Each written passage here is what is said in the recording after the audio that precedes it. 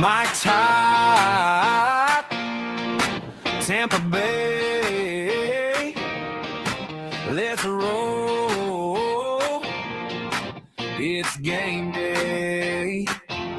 Rays on the diamond, bolts in the sky, Bucs on the goal line, Bulls ride or die. From the tailgate talk to the bright field glow, you know where to go. It's the JP Peterson Show. I don't know why, but man, when I hear that song, I just can't get it out of my head. How many are like that? Maybe it's come back because my name's in it. Maybe. I don't know. Welcome into the JP Peterson Show. Man, we got a whale of a show for you today. This is going to be super, super fun. This is what it's all about, folks. For me, it's talking local sports with real, juicy, critical matters at stake. We got a key interview coming up with the mayor who's going to join us from her vacation. Ooh. She's stopping her vacation, Timmy, just to talk to us. How about that? And her chief of staff called me and said she wanted to get on the program. So I'm like, yeah, of course. We'd love to have the mayor. Look at that. Look at that. Next thing you know, we're going to have a president on. You know, the mayor and I once teamed up with, I believe, Gail Gallardo to win a cooking competition for a charity event. So we're tight. We're Did you win? We won. Yes, we won. What did you make? I don't know what you made. I remember, I'll have to ask if she remembers this. Because this is like 10 years ago. To me right now. No, you're like the ghost at the haunted mansion. See if I can fix this real quick. Yeah, so there was, I think it was Gail Gallardo. Yeah, and we were in a cooking competition, and we had to come up with something. I'll be honest with you, I kind of took the lead. And in the end, we were clearly better. But there was an irregularity in the voting, and we tied. So, but we won. We won. So anyway, the mayor's going to come on and join us. And I spoke with Bill Carlson last night, who obviously she has a very public feud with going on right now. And I'll give you some details on that. So we'll give you up to date on what's going on with the Rays Stadium. This show and this monologue here today in the first half hour is about two franchises at the tipping point, and that's the Buccaneers with Vita Vea requesting a trade, Baker Mayfield's contract situation, losing Mike Evans, Levante David, et cetera. This is a franchise that I think is very much at a tipping point, and we'll talk about that. And I think the Rays are as well, obviously, with their forever home hanging in the balance here and a squabble between local political leaders hindering it. I mean, this is just what it is. And I hope in the next couple of days, we'll be able to turn down the temperature on what's going on at City Hall, although that's a tall order for anybody to do. But I think that the public discourse being what it is right now, with the mayor coming out with her caustic comments about the city council and trying to tank the deal, and Bill Carlson firing back. Again, we will talk to both of them. Bill has agreed tentatively to come on the show tomorrow. So I think he will. We'll definitely get him on. I won't say definitely, but we hope to get him on tomorrow. He's going to listen to today's interview. And I think what Bill doesn't want to do is conflate the issue and throw gas on the fire. I think the mayor's very much the same way. I think this is what this is going to be, hopefully over the next 2 days, both striking a very conciliatory tone to turn down the rhetoric and focus on the deal and get it done.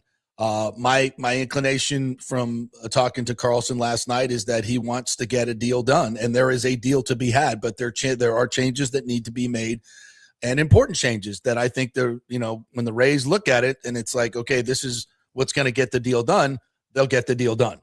So overall, I think that's the good news. And if we can accomplish that in the next couple of days, then I think we're well on our way to getting things done. So with that, we'll jump right into it. And I'm going to start with the Bucs because it's the freshest news. And Vita Vea coming out yesterday and his agent demanding a trade and saying that he wants to move on because clearly the Bucs don't want to pay him. Did this shock you when you saw this headline? No, not at all. In fact, I think we saw it coming. We talked about the Vita Vea contract's going to be an issue. When Scott Reynolds came on the show, and we thought, he said giving him a raise and an extra year might suffice. And I don't even know if the Bucs are doing that at this point. I kind of pushed back a little bit and said, I think he's going to want more. I think he deserves more. And here's the key point that I think a lot of people are missing. And it comes from and you'll remember this, Tim. You remember when Charlie was here? Charlie Strong was here last week, maybe 2 weeks ago. And I asked him how much tread is left on the tires of Vita Vea. He coached Vita Vea last year. Right. He knows intimately what his body is about, how he's working, how he's performing, how he's feeling at age 31. Right? 31, yeah. Yeah. And I think this is a very, very key point because most of you have said on this show, and it's true, defensive tackles typically fall off the cliff at 31 years old. You know who didn't? Ndamukong Suh. You know who Vita Vea has trained under and is mentored by? Ndamukong Suh. Do you know who has completely changed Vita Vea's body to make it lighter, more durable, stronger, to play more snaps as we've seen over the last few years? Ndamukong Suh. Okay, so when I asked Charlie, how many years would you sign? How many good years you think are left? He said, I think 3 or 4 good years left of Vita Vea. Oh, well, doesn't that change the whole equation here? Because everybody's just assuming, he's 31, he'll tail off. And that could happen. I'm not saying it couldn't. But I think Vita Vea is a freak. He's a freak in nature. I think we all know that. We've seen it for 8 years. He is unblockable. He is unblockable one-on-one. Absolutely unblockable one-on-one. He destroys teams. And Todd Bowles was not being hyperbolic when he said last year, I can't play without him. He's the most important person on this defense. I can switch out everybody else, and I'm paraphrasing here, but not Ndamukong Suh. And that's obvious, folks. Turn on the tape. Turn on the tape. Teams don't run against the Buccaneers, and it's been that way for a long time. You know why? Because of Vita Vea. And when Vita Vea goes out of the game, I don't know if you guys watch this, the first thing the other team does is run the football. And they go right down the field with chunks of yardage. And then when they get close to the goal line, here comes Vita Vea, jumping back. He comes in, and they can't run the ball anymore.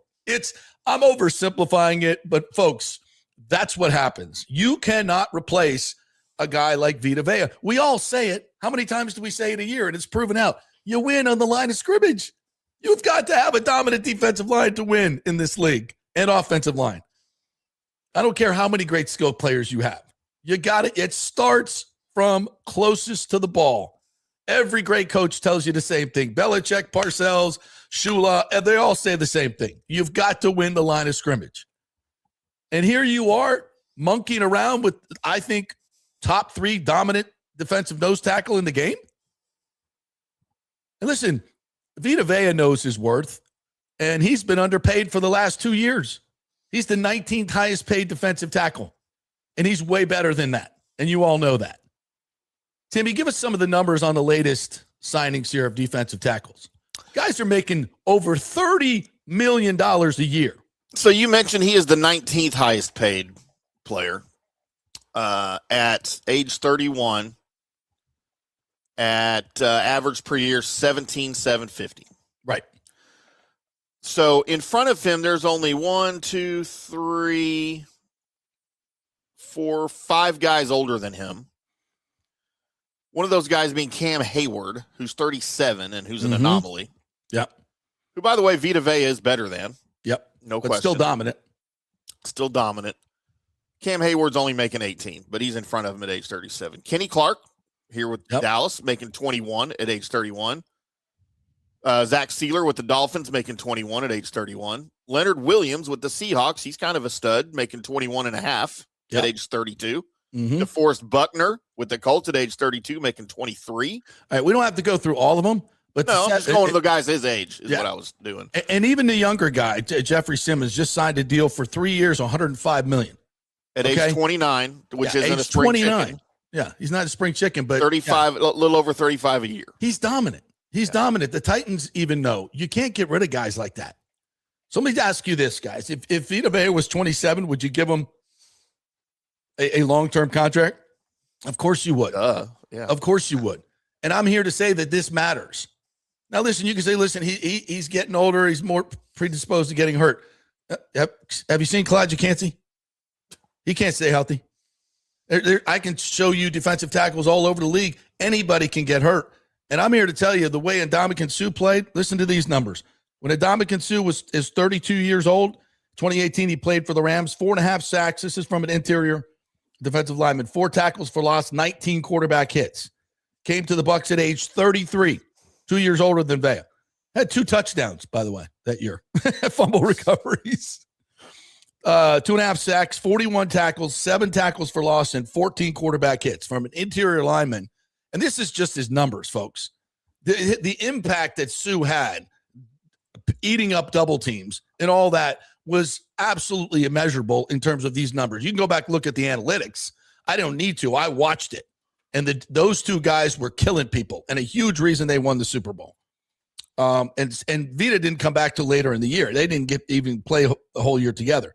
At age 34 in 2020, 6 sacks for Vita Vea. For Ndamukong Suh, 9 tackles for loss, 19 quarterback hits, 44 total tackles. In 2021, 6 sacks again, 27 combined tackles, 13 quarterback hits. The point is, from age 32 on, Ndamukong Suh is extremely productive. And I asked Charlie Strong, can Vita Vea do the same thing? He said, absolutely. The guy's in phenomenal shape. He's in phenomenal shape. So if we're going to argue about, would you sign him at 27? Yeah, okay. Well, at 31, no. Why? Because of every other mortal player that has come before him. This dude is a freak. He is immortal. And you can't play defense without him. You can't. You go into this, you trade him for, what are you going to get, a second and a fifth at most? That's what people are saying. Some people saying a third. Are you kidding me? Now from the Bucs standpoint, I get it. I totally get it. You want to hedge your bets moving forward against injury. Listen, I get that. I totally understand that. But you've got to take chances and make calculations as a general manager. And nobody values line of scrimmage more than Jason Light. So I'm wondering, is this coming from above that they don't want to pay the money? I don't know, but I'm asking the question. Because there seems to be a change in philosophy over at One Buck Place. This used to be Camp Kumbaya. Everybody was happy. Everybody was taking less money. Everybody was rowing the boat in the same direction. It ain't that way anymore. It ain't that way anymore. And nobody's going to come out and say, I don't want to play for Todd Bowles. Nobody's going to say that publicly. Nobody. But watch their actions. Mike Evans didn't want to be here anymore. Mike Evans is way too classy to say anything bad about this organization, and certainly bad about Todd Bowles. Nope, not going to do it. But what did he do? He wanted to be a Buck for life. And he left to go across the country for way less money to play for a franchise he feels is committed to winning. And I don't think he feels the Bucs are committed to winning. And I think there was a time when it was Camp Kumbaya where everybody was taking less money, including Baker Mayfield. Brady did it. There was a tone set here. Everybody wanted to play here. Everybody liked it. Something's changed. And it manifested itself in Mike Evans. And now you got a quarterback who's second in the league in touchdown passes since he got here. We can nitpick all the analytics. He's not the best quarterback in the league, but who are you going to replace him with? You want to go jumping into the draft and take a rookie quarterback just because he's cheap? We'll build around him. You have no idea who he is. This dude, Baker Mayfield, blood, sweat, tears, is the heart of your freaking team, and you're dicking around with his contract. What are you doing? You had an opportunity to go a little bit deeper into the free agent pool this year and get better, younger players. You went with Anzalone. You went with Muhammad. Cheaper versions of holes you needed to fill. You got lucky as hell that Ruben Vane fell to you. Let's just be honest. Lucky as hell. But here's the deal, and I hate to say this, but this is the truth. Last year was the prove-it year for Todd Bowles. Not this year. The people are saying, oh, well, in a losing season, we'll give more. No. Maybe to the media, maybe to other people, but inside to the players and inside that building, they had it all set up last year. Yes, injuries hit them hard, but that was a 12 or 13 win team. Injuries hit you. You should at least win 10 and win the division. You lost to the Miami Dolphins, Carolina, Down the stretch, you lost games to teams that sucked with the playoffs on the line. And a lot of it had to do with game management.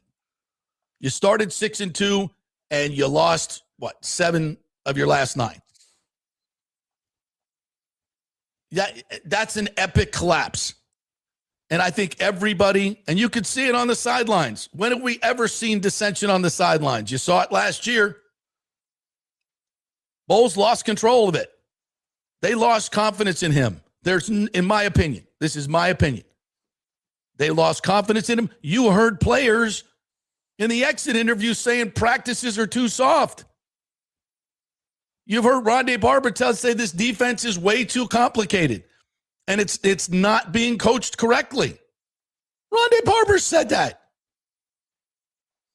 Listen, we love Todd Bowles as a person. But when you bring back a 500 coach like that for a 5th season, you're telling your players and your fans, we're not serious. And if Rondé was right, that it was about money,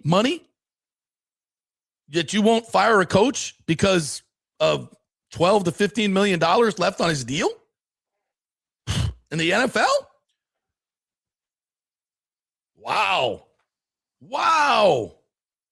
How things have changed. Man, I love this franchise, and I love the people who work there. And I want them to be as successful as they possibly can be. Oh, I'm pulling for Todd Bowles. But I got to be honest with you people. I've just got to be honest with you. All these things that I just laid out, this is not good. Camp Kumbaya has become a freaking horror show. Where somebody comes into the campfire and starts lopping off heads. That's what it's become. Vita wants out. Baker, you can't. We're making a contract offer for him that he won't even counter because it's so low. What are we doing? Listen, I know Baker's not the best quarterback in the league, but he's a great fit for Tampa Bay. And who are you going to replace him with? It's not like he's the worst. No, he's far from it. He's second in the league in touchdown passes. Right. And the last time I counted stats, that's a pretty big one. And here's the other thing. When Liam Cohen walked out that door and they chose Todd Bowles over Liam Cohen, some stupid sports talk host said you should hire Liam Cohen while he was still available, by the way. When they did that, you don't think Baker Mayfield rolled his eyes? You don't think guys were going, oh, and what did Liam Cohen do?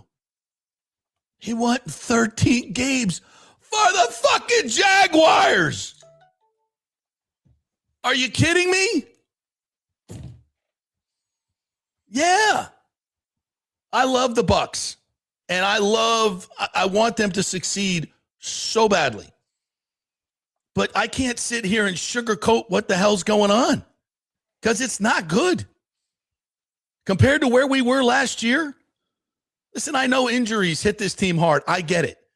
But that's an epic collapse.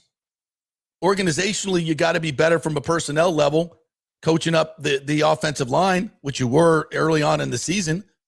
But we didn't make adjustments as everybody else caught up. And that's the key to winning and coaching in the NFL. When you go on long losing streaks, especially late in the season, that's because people have gotten your tape and they're figured you out and you can't figure them out. They're adjusting. You are not. That's coaching. That's scheming. And it's execution. And how many times have we seen bad, we got to coach it better, we got to play it better. Yep, you sure do. You got that right. So they are at a tipping point. And listen, I can also sit here and tell you Vita Vea and his agent want a new deal. And the only leverage you have is say, I would like a trade. And I'm going to hold in. So hopefully this is much to do about nothing. I would hope that the Bucs are a little bit more serious about signing him to a long-term deal, which people don't seem to think is a good idea. I'm here to tell you, it may go terribly wrong. There is a risk. But what I know about Vita Vea and what I know about other players and how important he is to this defense, I got to have him for this year. Were we even arguing about that? You're going to tell me he's going to fall off the cliff next year and get at least a 3-year deal? Can we get him a 3-year deal at 26, 27? It's not that much more money. And who are you going to get that's going to be better? Nobody. You don't win in this league with just good players. You got to have 7 or 8 outstanding players to win a Super Bowl. Guys that are way better than everybody else. You got to have 7 or 8 of them. And Vita Vea is one of those guys. Tristan Wirf is one of those guys. We don't have enough of them. We can't be getting rid of them. Baker Mayfield is a difference maker. I think he's a top 10 quarterback in this league. There are some guys, other analysts in this league will tell you top 7. And if you got one of them, what are you doing? Sign him. The Bucs haven't had to pay a real quarterback wage since forever. They had Winston on a rookie contract. They got Brady on a sweetheart deal. And then they got Baker Mayfield at a deep discount. At some point, Glazers, you got to pay the piper. You've been skating for long enough. Step up and pay the man. Same thing with Vita Vea. Yes, they're older players, but where's the guarantee that you're going to even draft a guy with a second-round pick that's going to be better than Vita Vea? Get out of here with that. Those guys come along once every 10 years, and you got one of them. And for at least the time, he wanted to stay here. Hell, on Monday, he's talking with Kay Adams saying, hopefully we're close. Next thing we know, I want to trade. That means they were not close. And the agent has to do something to get some leverage. And it's about the only thing he can do these days. Request a trade. To put the Bucs on notice and to fire up the fan base and idiots like me. So we'll see where it goes.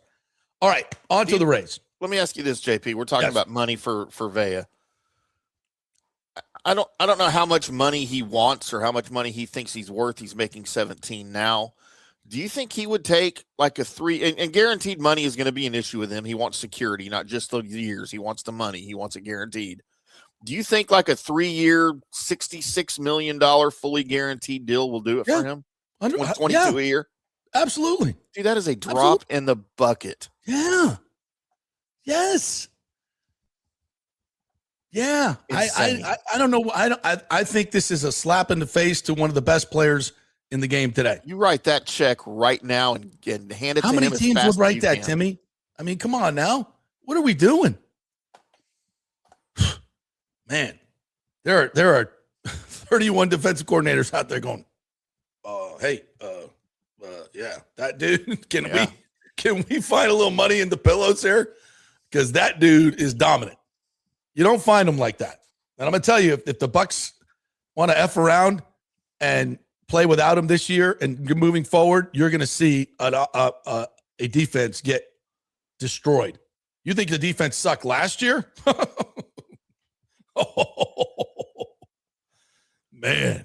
JP, the Cowboys are paying $46 million a year for their 2 interior defensive linemen, Quinnen Williams and Kenny Clark.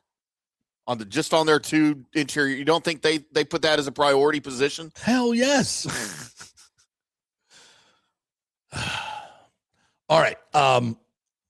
Real quickly on this, because we got to get to the mayor. The Rays are at a tipping point as well. Obviously, with this stadium, it's a huge deal. Without this deal getting done, and within the next couple of months, again, I think it opens up the Rays to free agency and other markets coming after them. The Major League Baseball saying, okay, maybe we just can't get this done in Tampa. Maybe the city politics are just too ridiculous. And listen, we said this before, Timmy. I'll say it again here with the mayor coming on. Every other place that needs to get a stadium done seems to be able to get it done really quickly and without all this drama. And this drama is not born of this deal. This drama has been going on for a long time within city politics.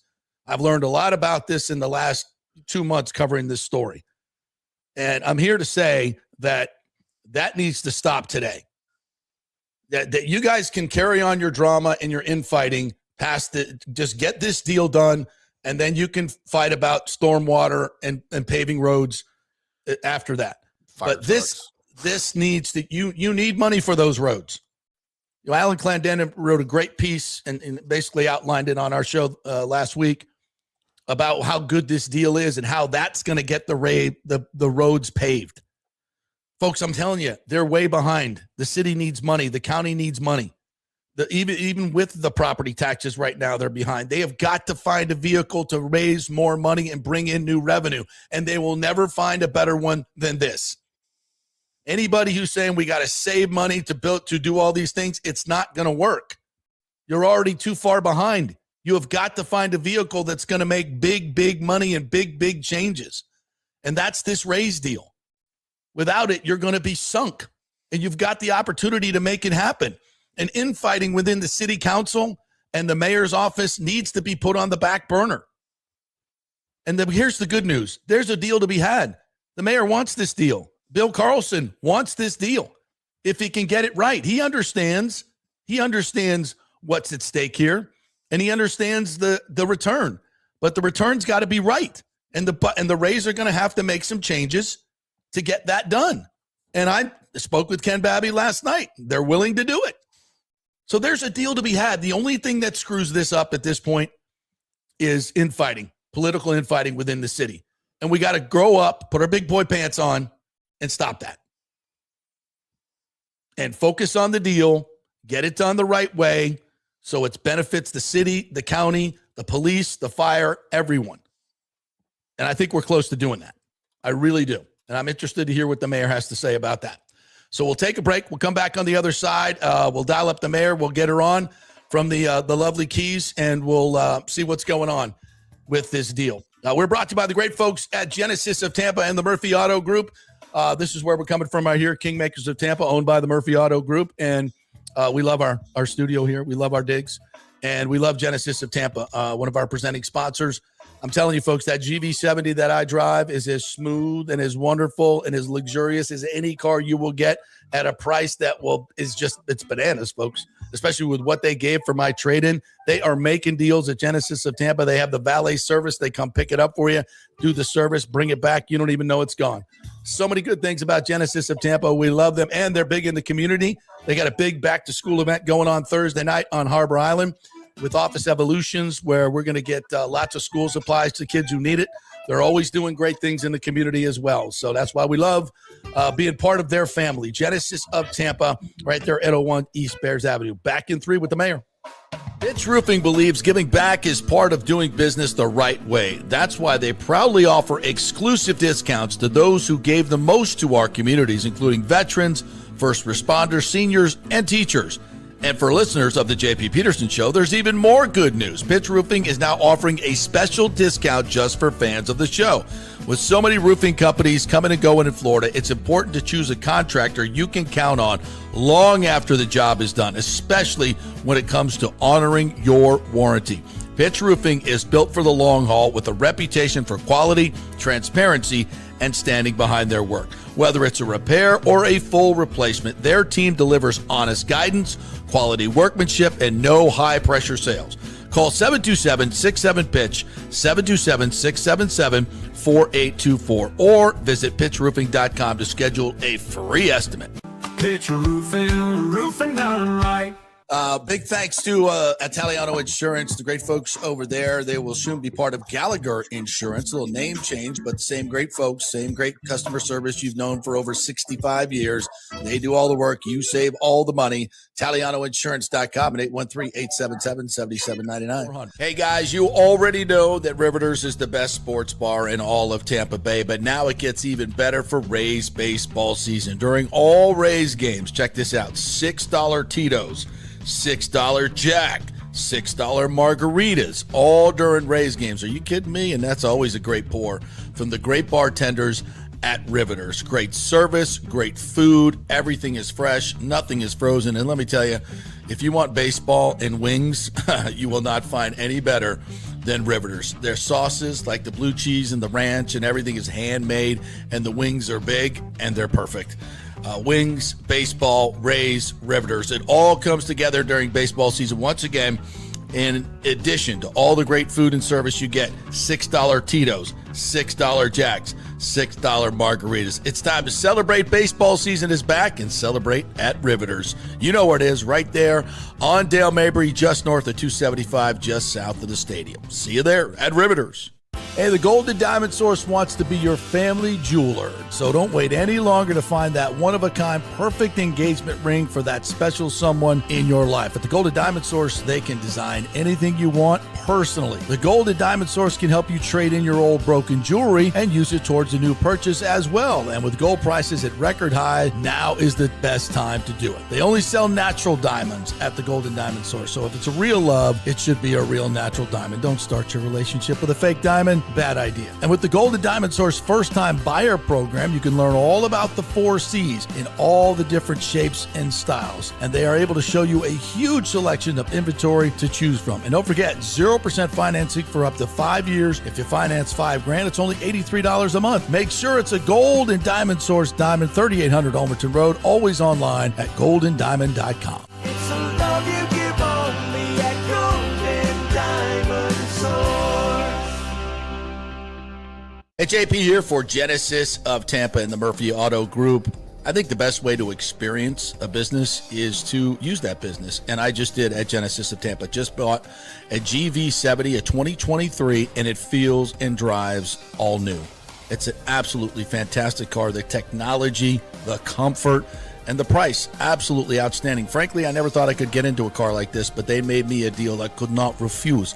And I also get the VIP service where you can just drive right up, their pit stop service. They'll top off all the fluids, make sure your air in your tires is good, new wipers if you want them. If you need extended service, they will come to you, bring you a courtesy car, and then bring your car back. What more do you want? The experience was just VIP all the way. And you can get that at Genesis of Tampa. And don't forget, you can get extended warranty, which I did. So I have worry-free miles up to 100,000, and all they do is just take it in. Actually, I don't have to take it in. They come to me. It's perfect. It's Genesis of Tampa right there, 801 East Bears Avenue, right off of 275. Go see them and tell them JP sent you. Let's go. Right now, back to the show on FanStream Sports. All right, welcome back to the JP Peterson Show as we roll on here on this Tuesday. Bucs camp opens tomorrow. Programming note, we will be on noon to 2 o'clock Wednesday, Thursday, Friday of this week. So we will be getting out to training camp tomorrow morning, seeing what's going on, getting the interviews, and then bringing them to you moments later, all sweaty and smelly. So, but you don't have to smell it because we're in the studio. So we'll be doing Bucs training camp this week and getting that all taken care of as the Rays and Rangers play as well. All right, I believe we have the mayor live from the Keys on vacation. Mayor Jane, how are you? Hey, JP, I'm doing great. How are you?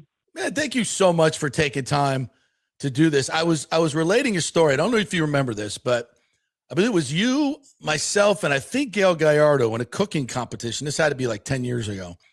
And we cooked up something really good. And we won the contest with great teamwork. And I'm hoping we can channel that to get this Rays deal done. That's my opening salvo with you. How about that? All right, I'm game. Put me in, coach. I love it. I love it. So I want to first and foremost get right to the heart of the matter. Do you think there is a deal to be had here with the city? Is the city in or is the city out? Hopefully the city's in. I am an eternal optimist. And so I believe that we can craft a deal that is equitable to everybody, to the county, city, the Rays, the entire Tampa Bay region. So I think it's in there. We've put in a lot of work, and there's a lot more work to do before we get to that point. You spoke, I thought, very eloquently at the press conference about a month and a half ago about the benefits of this deal. Can you kind of highlight some of those things, what you love about this deal and what it means for the city of Tampa? Yeah, it's incredible, the opportunity that we have. Just having the input from the state in funding to move Hillsborough College, the jobs, the housing that's going to be there, the educational opportunities, not to mention what the Rays bring in as, a premier sporting franchise. So there are so many positives for our community in that particular parcel there that is, underdeveloped and hasn't been doing well for decades. Could not agree more, by the way. So let me just, in case you, and I'm sure you're fully aware of this, there's a lot of folks in my world, the Rays world, the sporting world, that are very upset at city government. They perceive this as a lot of inner squabbling between yourself and the city council. And as we know, this is not just, that's not unique to this deal. That's been going on for a while. It's politics. I get it. But I think a lot of them feel like this is too big to play politics with. It's, as you just outlined, the benefits for this are enormous for the city. Yes. And I know you Yes. came out the other day and said there were people on this council that want to tank the deal. Where are you on that right now? And is this infighting going to cost us the opportunity of a lifetime? Yeah. Well, first of all, JP, there is no infighting. If there's any kind of fighting, that's a one-way deal right there. And I often joke that I'm probably the least political politician that you'll ever meet. And the Rays and the city administration has made themselves available to city council at every single step. But the way that our city works is it's a strong mayor form of government. It's worked well for decades and decades. And what that means by definition is that the mayor runs the administration, the city portion of it, and council is sort of the legislative branch of, making ordinances, land use, zoning, all of those. And they have the ability to veto anything that I present and vice versa. And I think it's a great form of government. And so I don't really get in their lane. And I just try to ensure that the administration is running well every day. But they've been briefed, as I think a couple council members said, they've got no issue. The Rays talk to them on a regular basis, as city administration. So I don't know where that, we don't know what's going on is coming from, other than, as you defined it, political motivation. But that's just not me. I don't get involved in that. And the city team and the county team and the Rays have been working hand in hand, 7 days a week, to try to hammer out, as I said before, a proposal that is equitable to all involved. Now, once we get a proposal, then it's presented to city council and they vote on that. But if you think about it, say as just the average citizens, you don't want to have council crafting a deal that they're then going to vote on. Same way with the county. The county administrator is crafting the deal with her team, and then it will be presented to the county commission. But there's nothing that says that they can't weigh in throughout the process. But the ultimate proposal will be presented to them for voting. Okay, great. I appreciate that answer. Do you think that, and obviously Mr. Carlson has been part of this back and forth. I've talked to him. He feels like now that he's getting more of a dialogue with Ken Babby, that he can get some of his more his constituents' concerns heard and can get a deal done. Is that music to your ears? I don't get involved in any of that. And there may be fourth, but there's no back. I don't get involved in that. The political elements of, throwing shade back and forth. We're just working hard to get this deal done. And then that will be presented to city council, and hopefully they'll hear it out. My frustration really came from the fact that we are presenting non-binding MOUs, memorandum of understanding. Non-binding means we just want you to agree to further investigate and deliberate on the proposals, and to have council members vote no on that, basically saying we don't want to hear about any deal that is put together to keep the Rays in Tampa, is frustrating. As was the change to the comp plan. That the vote was to say we want to send it to the state, and then they will weigh in, and then they'll send it back to us. So to vote no straight out of the gate before we can even get a deal done, that's where my frustration comes in. I would agree with that. I think that's frustrating for all. I think the other side would say that was the only way they could be heard. And this is where I'm at. But see, that's not factual, JP, because the Rays have been talking to everybody. I agree. Our team, I agree. Our chief of staff, our city attorney, we've been available to city council at every turn. Is there, I don't want to get into the minutia of this, but I'll just ask this question. Is there were there concerns on the council that were voiced to city staff and to you that are in the negotiations, recommendations that were rejected and never got to the Rays?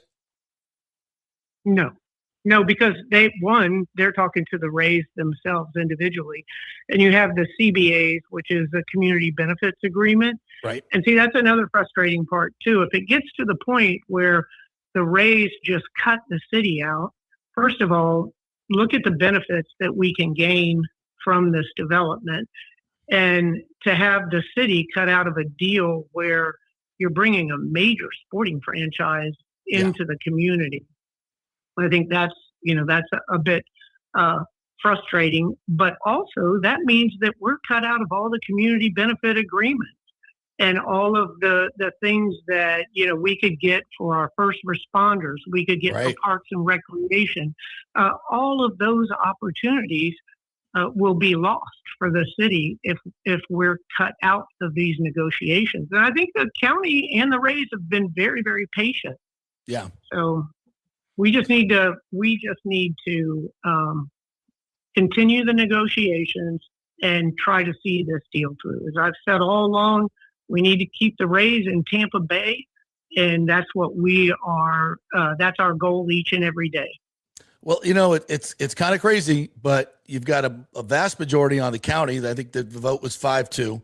The mayor is strongly in support of it. The governor of the state is strongly in support of it, and so much so that $150 million just to start for Hillsborough College, which is not our money. That's state money. Of course, it's kind of our money, but this is state money infusion. Not to mention there are 10 cities. I don't know if you know the mayors of any of these other cities in Nashville and Raleigh, Durham. If they're knocking on your door and they're saying, I know them all. are they chomping at the bit to hope you guys screw this up?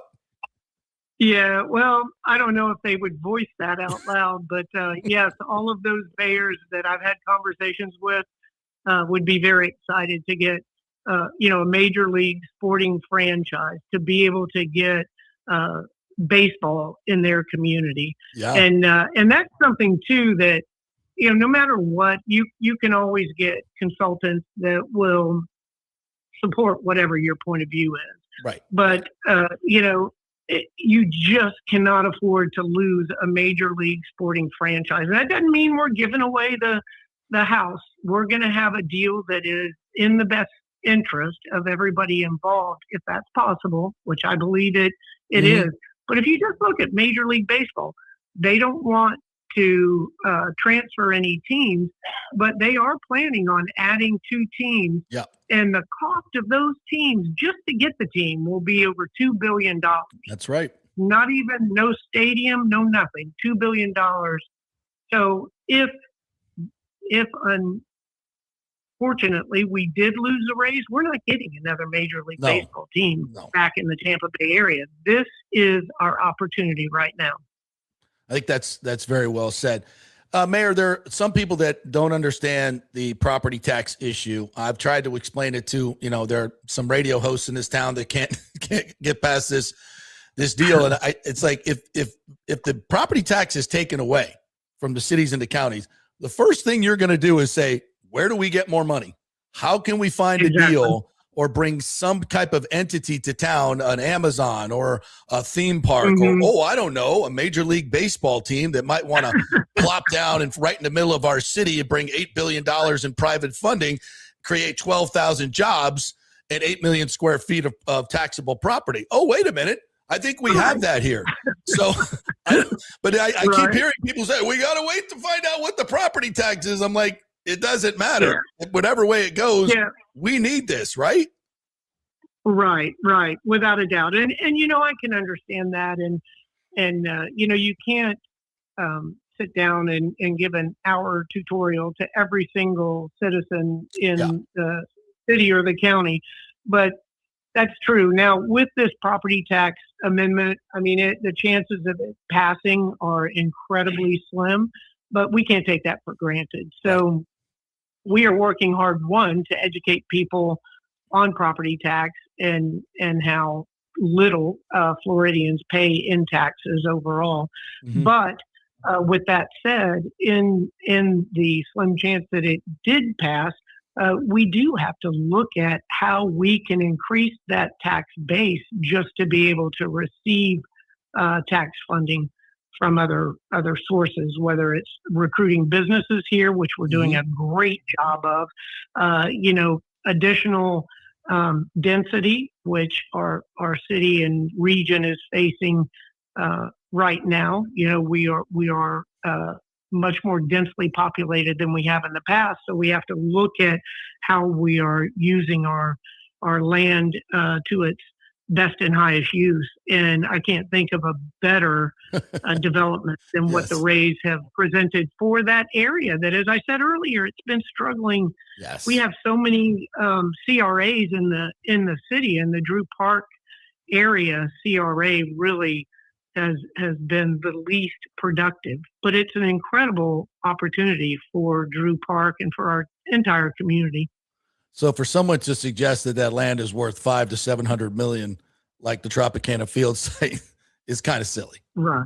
Unless you bring a Major League Baseball team, exactly. But then again, people are going to use the information that best supports their position. I get it.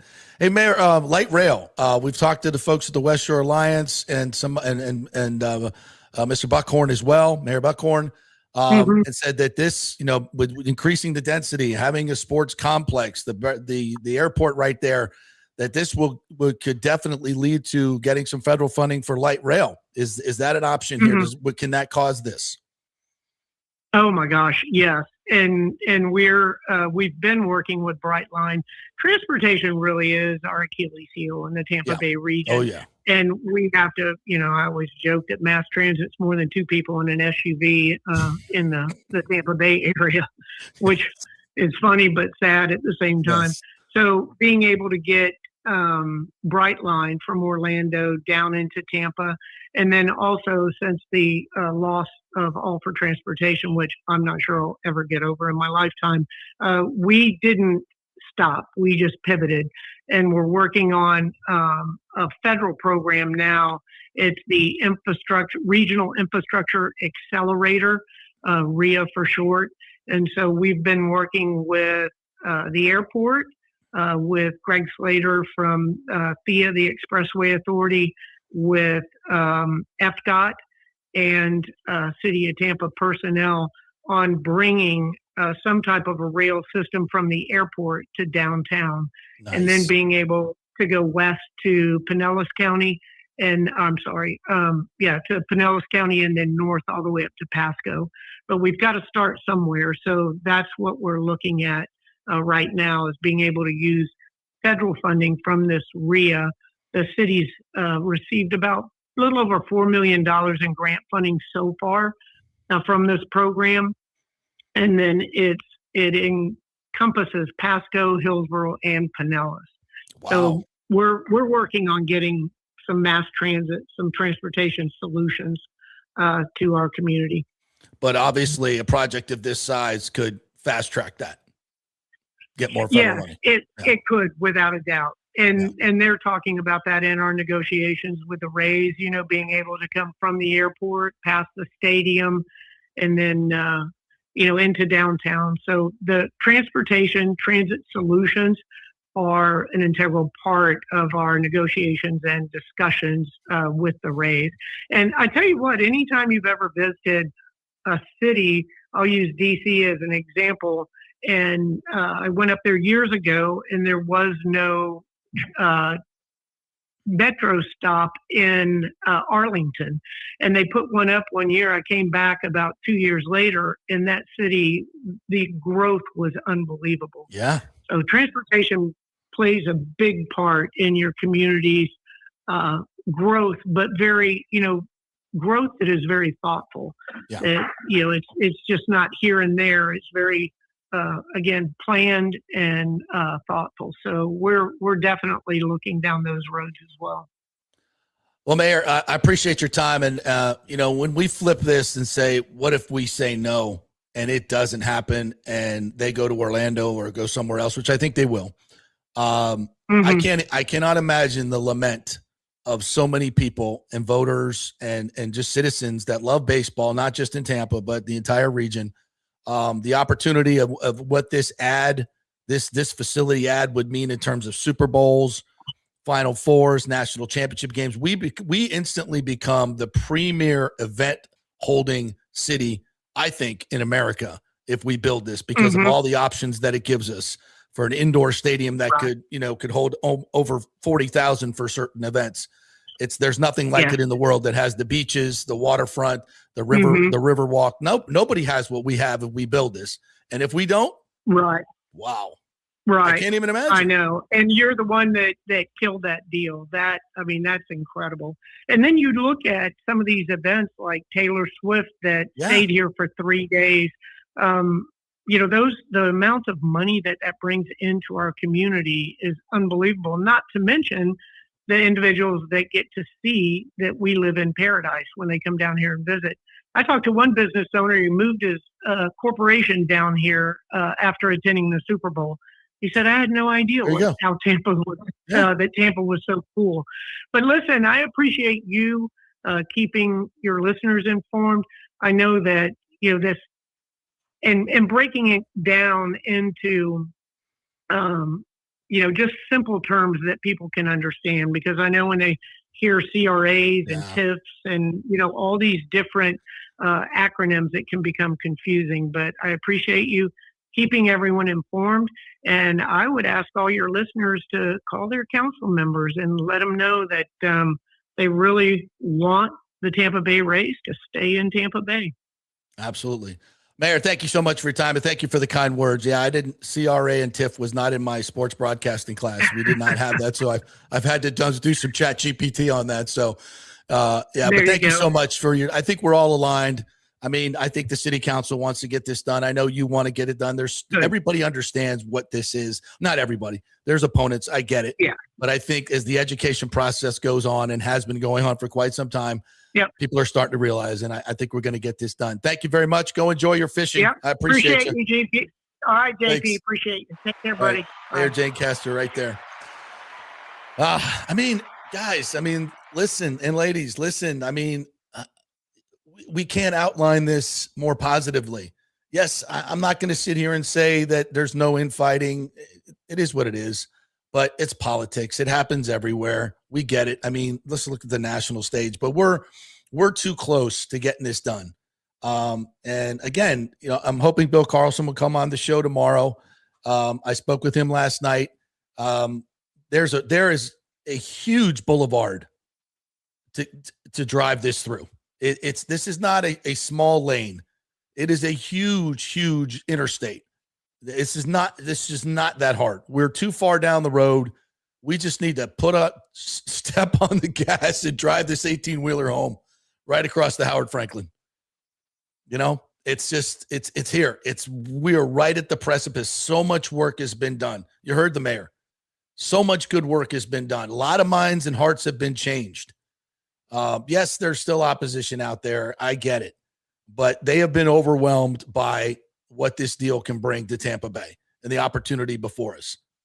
And you heard the mayor laugh about it. These other cities are like, oh, sure. Yeah. Good luck with that. Hope it doesn't go very well because we want a Major League Baseball team. She's at $2.5 billion, probably going to be the expansion price tag. And there are cities that will find people who will step up to the plate and knock it out of the park. They know what this is about. Smart people understand the velocity of cash, the economic impact. Are the Rays going to make money? Hell yeah. Is the city and the county, jobs, education, new college, the benefits are through the freaking roof. I dare anyone to come on this show and debate this with me. Property tax. You heard her talk about that. She's in the government. She's doing the budget. She's the first thing they'll do if it passes is like, oh shit, where are we going to get money? Oh, wait a minute. Here's a good idea. Come on now. It's not, I heard somebody on the air liken it to, it's like buying a mortgage. You know, if you're going to lose money, you better, save to buy $1 million home. If you lose that money, you're not going to be able to buy it. That's not how this works. When it's government, it's long-term 30-year planning. You're not going year to year. Oh, I got to, you would like to balance the budget, but if you have an opportunity to invest in something that's going to bring you billions of dollars down the road to help you close a gap, which you already have, you have no choice but to do it. Or just die on the vine, which I don't think is an option that any city or county government person wants to do. They know there's no way to find the money that they need with the current tax structure. Taking more away, you've got to find better vehicles. And that's what this is. We talk so much, Timmy, about just the deal. We rarely talk about the ancillary benefits of having a Major League Baseball team, the emotional attachment. I just try to keep it to the numbers because it's so freaking obvious. But if I ever wanted to just make a plea of like, you really want to have the Rays move somewhere else? You want to have a summer full of, with all due respect, watching soccer? No. I want my baseball team. Look at what's going on. We're in freaking first place. We're kicking the shit out of the Yankees and the Red Sox. We have to get swept by the Rangers. Yeah. Bite your tongue. Get ready to sweep the stupid Rangers. Come into town here riding on your horse and knock your ass right off. This is fun. Right. We're talking about a deadline now where we're talking about who we bringing in to put us over the top. Like what's going to happen? We're going to do that in the next segment and to get to all your comments. This is fun. The emotional attachment, being able to take your kids to a World Series. I did that in 2008. We'll never forget it. The playoff games, the tarp's off that's going now. The vibe in the Trop is great. Wait till we get in this state-of-the-art stadium in the middle of the market that's going to bring so many more people to conveniently come to the stadium with light rail. Look at this shit we're building. Oh, we got to get more fire trucks. We got to make sure the potholes are filled. We got to hold on to those pennies. I got to vote no. I want to be mayor. Lynn Hertak. I'm going to be the opposite. And hope he's get out of here with that. Unbelievable. Get out of here with that. You don't care about the 12,000 jobs. You're spitting those people's faces. The 39,000. Oh, it's not going to be that many, JP. Really? How many is it going to take to work in all those places? Tell me. Zero economic impact, Mr. Sports Economist? Really? Is that what's going on in the Battery? Really? Zero economic impact? You're a clown if you say that. All right, we're going to get to all the comments here. I want to talk a little bit more about the Rays on the field. I want to get to your thoughts on the Buccaneers that we put out there in the first segment as well. We'll do that after the break. Yes, we will. It's 11 o'clock. All right, let's take a break. We'll come back. I can review some of your great, but we have literally hundreds of comments here we got to get to. We're brought to you by the great folks at Italiano Insurance, soon to be AJ Gallagher Insurance, part of a bigger company, but you still get the same great customer service you got for over 60 years at Italiano Insurance. That's not going away, where you call, you get a human on the phone. They do all the work. You save all the money. They'll make sure that you have your property taxes. They'll make sure you have your home insurance. Make sure you got your business insurance. Make sure you got your life insurance, and all that is up to date, and it's current, because some of you don't have enough insurance on your home. That's the way that works. 813-877-7799. Back in 3. Well, the folks at Third Generation Plumbing and AC want to say thanks for making them so dadgum busy. Of course, advertising on your favorite Tampa Bay sports talk show helps, but it's their incredible customer service, honesty, and integrity that have earned them tons of 5-star reviews. And now you could be part of the team at Third Generation. Yes, they are so slammed, they need to hire more certified AC technicians and plumbers. It's a great family business to work for. My buddy John Rodriguez runs an old school family business since 1995. They pay well, give you all the holidays off, and they offer great benefits. No cold corporate atmosphere here. You're part of the family. If this sounds cool to you, call them and apply at 813-961-8024, or you can email your resume in at thirdgenerationplumbing.com. Just go to the website, you'll see the button, email them, or call them at 813-961-8024. And don't forget about the $169 yearly maintenance special. It's a no-brainer, guys. thirdgenerationplumbing.com, and they also do AC. Ciao, Paolo Tini here, owner of Caffè Paradiso, voted number 3 People's Choice Award on Open Table. I want to thank all our loyal family of customers that have been enjoying our great traditional Italian dishes we make from scratch every day. It's a great family story we're proud of. Our family moved from Rimini, Italy in 1984. My dad, Caesar, started Donatello, and that's where I got the start in the restaurant business. I started Caffè Paradiso on South McDill in 1995, and we've been there ever since. From our traditional ossobuco, a veal slow roast for 4 hours, to our daily fresh catch, the Gruppo Paradiso, with a piccata sauce and lobster claw meat, homemade pasta like lasagna, farfalle salchicha, which is a bow tie pasta homemade with fresh sausage. Hold on a minute, JP's favorite. I love it. So come and have a glass of wine with me on South McDill. Get a reservation on Open Table and see all our 5-star reviews. Ciao, see you soon at Paradiso. Sports fans, it's time to gear up. Head to fanstreamsports.com and check out our brand new merchandise store. We're talking bold t-shirts, 3/4 zips, hoodies, hats, mugs, and more. Everything you need to rep your favorite shows and your favorite crew. Whether you're rolling with the JP Peterson Show in Tampa Bay, From the Rough in Dallas, the Tim May Show featuring Clay Hall, or the Jeff Thidoff Show in Ohio, or any of our FanStream Sports original programming, we've got the perfect look for game day and every day. So don't wait. fanstreamsports.com. Click merch and grab your gear now. Wear the stream, live the stream, fanstreamsports.com. Welcome to Kingmakers, home of the JP Peterson Show studio and Tampa's premier business networking and social club for members only. By day, it's an exclusive, vibrant co-working space with a stylish conference room, focus rooms, a full production studio, and an in-house marketing team. And by night, Kingmakers transforms into a sports-centric social hub with a full sports bar, golf simulator, and exclusive events. For young entrepreneurs and seasoned professionals, it's the perfect place to work hard, play hard, and make big moves in Midtown Tampa. Close the deal, celebrate the win. Only at Kingmakers. Become a member today at kingmakerstampa.com. Your business, your club. Hey, JP here for my concierge medical professional, Chris Lugo, PA. You've heard him on the show for a couple of years where he shares invaluable medical, nutritional, and supplement advice. With Chris, it's like having a medical provider as your best friend. What I love about this concierge service is the convenience and support he offers. I can text or call him 24/7 with any questions or concerns, and he'll promptly call in a prescription if needed. No office visits or copays required. It gives me peace of mind knowing I have someone genuinely invested in my health, not just focused on insurance profits. And the best part, the Bay Area Modern Medical Center's personal concierge service is more affordable than you might think. Don't let insurance companies dictate your health care. Take control of your health and wellness today. Visit BAMMC.com for more information and to schedule your initial free consultation. Empower yourself and take charge of your personal health with BAMMC.com. Let's go. Right now, back to the show on FanStream Sports.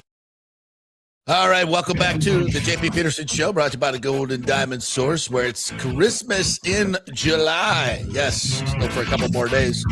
They got great stuff going on at the Golden Diamond Source and unique stuff like the Juleeve collection, the Madero collection, that what you will not find any other place.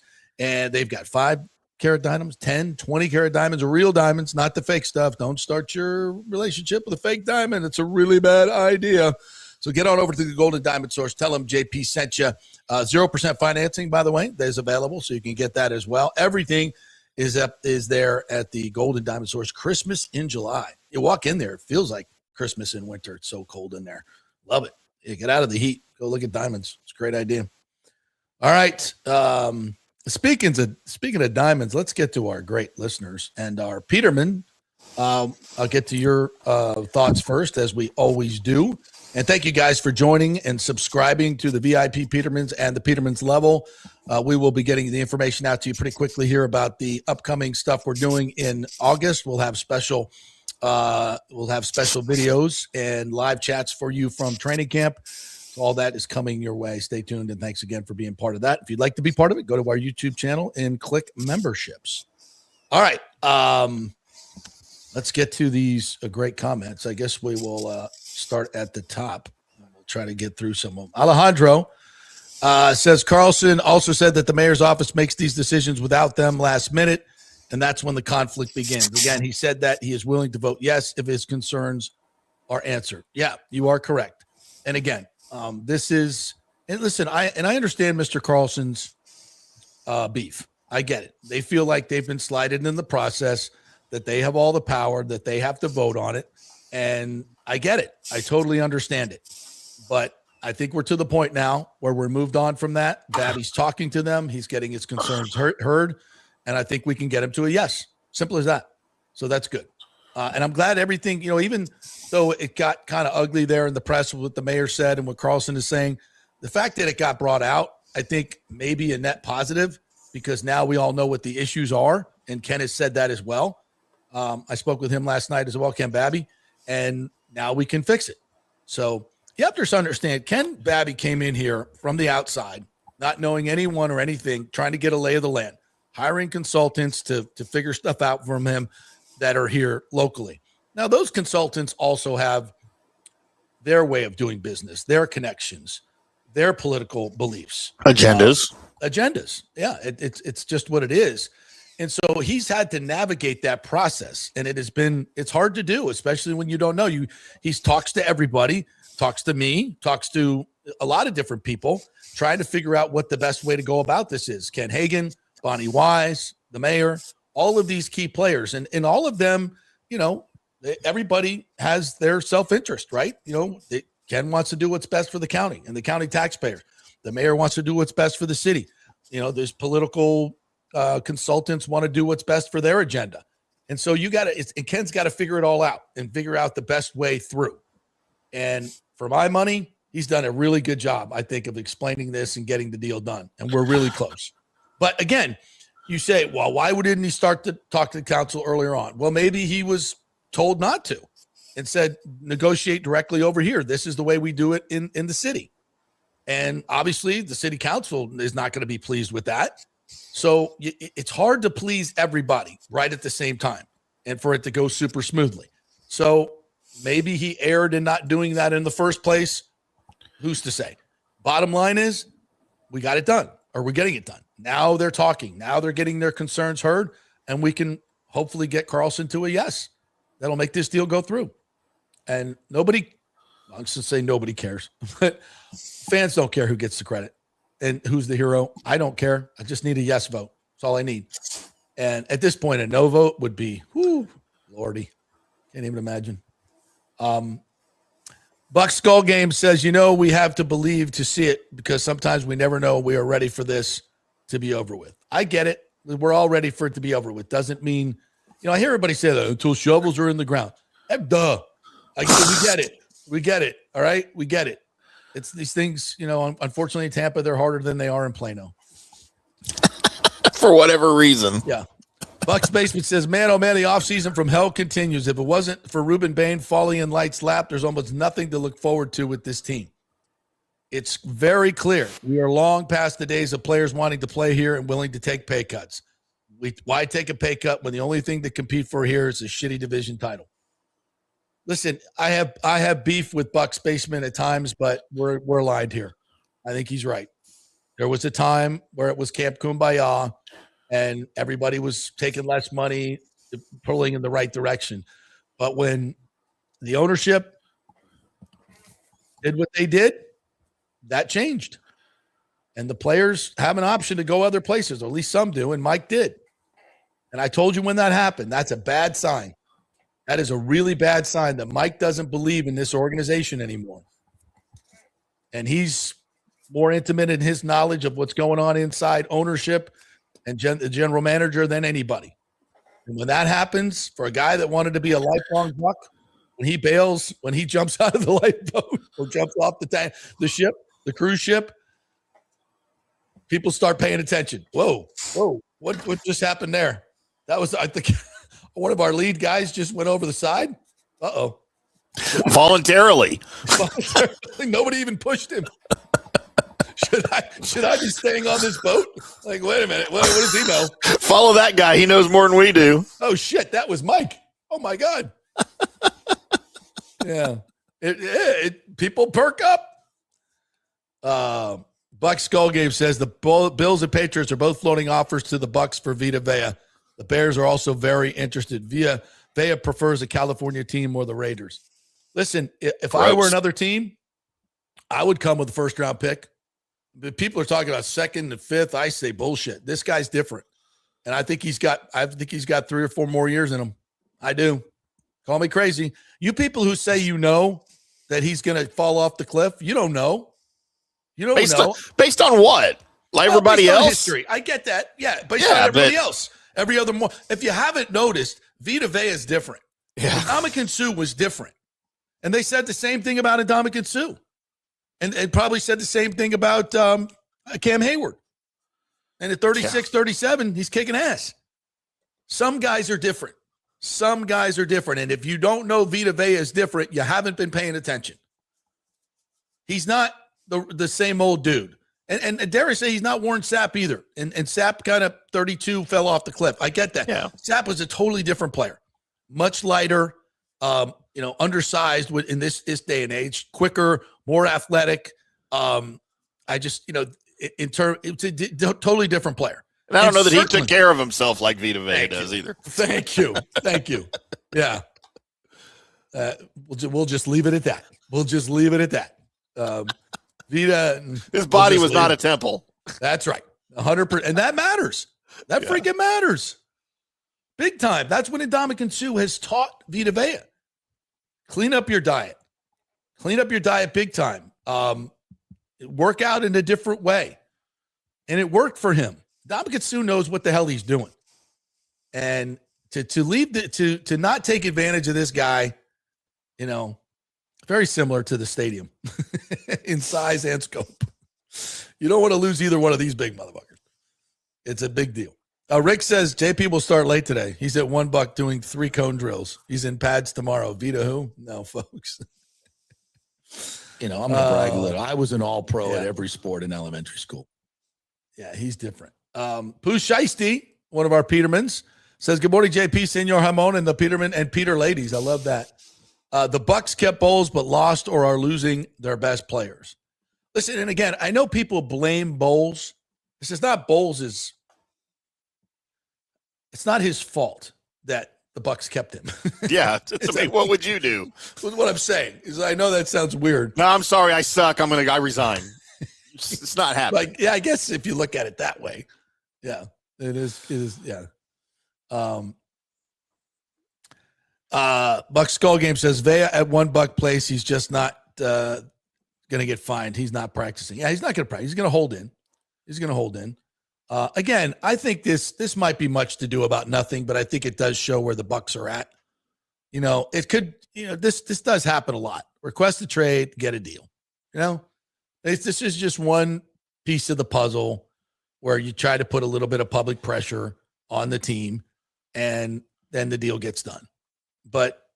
And I get that. That's all part of the deal. And Jason Light's been through this before. Mike Greenberg's been through this before. And deals don't get done until the deadline. And public discourse matters, I think. I remember when Derek Brooks did this, and the public went bananas. I went on Channel 8, and I did a commentary basically saying to the Bucs, what the F are you doing? This is your franchise Hall of Famer, future Hall of Famer. He's the heart and soul of your entire team. You don't fuck around with stuff like this. Don't be cheap when it comes to Derek Brooks. Be cheap other places if you have to, but not when it comes to a player like this. And I just say the same thing about Vita Vea. I'm not saying you give him $40 million a year. That's not what I'm saying. But clearly he was insulted by the offer. I mean, as of Monday, he thought they could get it done. And then today it's like, nope. And Baker was insulted by the offer. What are we doing? It's one thing to negotiate. It's another thing to go so low that you're insulting your players. And that reverberates throughout the team. You don't think Vita's talking to Yaya and all these other, Jesus Christ, you won't believe what they offered me. Of course he is. That's not what you want. It's not what you want. And it's going poorly. Joe Dabrowski says if this Vita Vea deal goes sideways, it would further make no sense to have retained bowls. You don't bring the proverbial band back just to break it up. Right. I think the Bucs underestimated the player reaction to retaining Todd Bowles. I don't think they were paying attention to what went on the sidelines last year and the frustration of this team, which was manifested in Mike Evans' rare tirade. And if you don't think that wasn't directed at the defense and Todd Bowles and how this team was run, I mean, what are you doing? Earning 28. You're not paying attention. Earning 28. You're not paying attention. The Bucs have gone from a competent, stable franchise to a low-key dysfunctional one, says Michael LaRue. Yeah. I agree. The difference between at least how I perceived this franchise at the beginning of last season to this season, 180 degrees. And I think it's completely warranted. And I haven't even mentioned this, and I wanted to mention this. What they did with the Rays situation was not cool. Not cool. And I don't know if that was directed from ownership. Look, we understand it's business. Do you want another major franchise moving in next door to you, building the mixed-use project that you wanted to build but dragged your feet on? No, of course not. But guess what? 32 other franchises do it all over the nation. Okay? It's not a death knell. Does it make you harder? Is it harder to sell sponsorships? Are they taking some money away from you? Maybe. You could argue that they're bringing you money because it's going to be a more desirable place to go. Maybe more fans come to your games because there's an entertainment district now. Maybe you get more Super Bowls because now you have an entertainment district next to you. You weren't going to get one without it.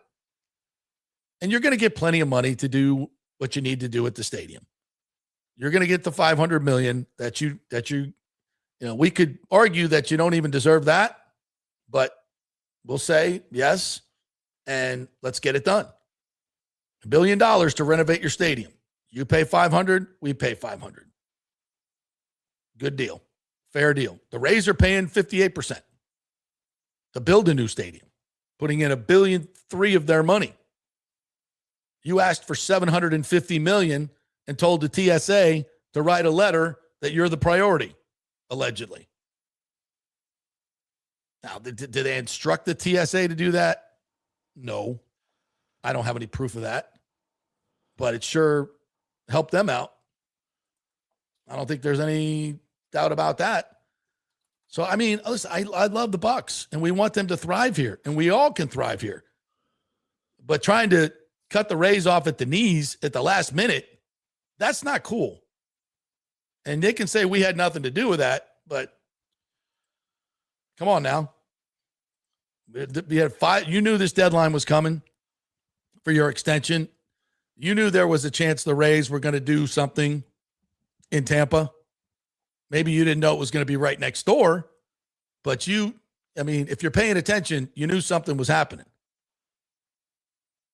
So I'm concerned about the Bucs, and I want them to thrive and be better.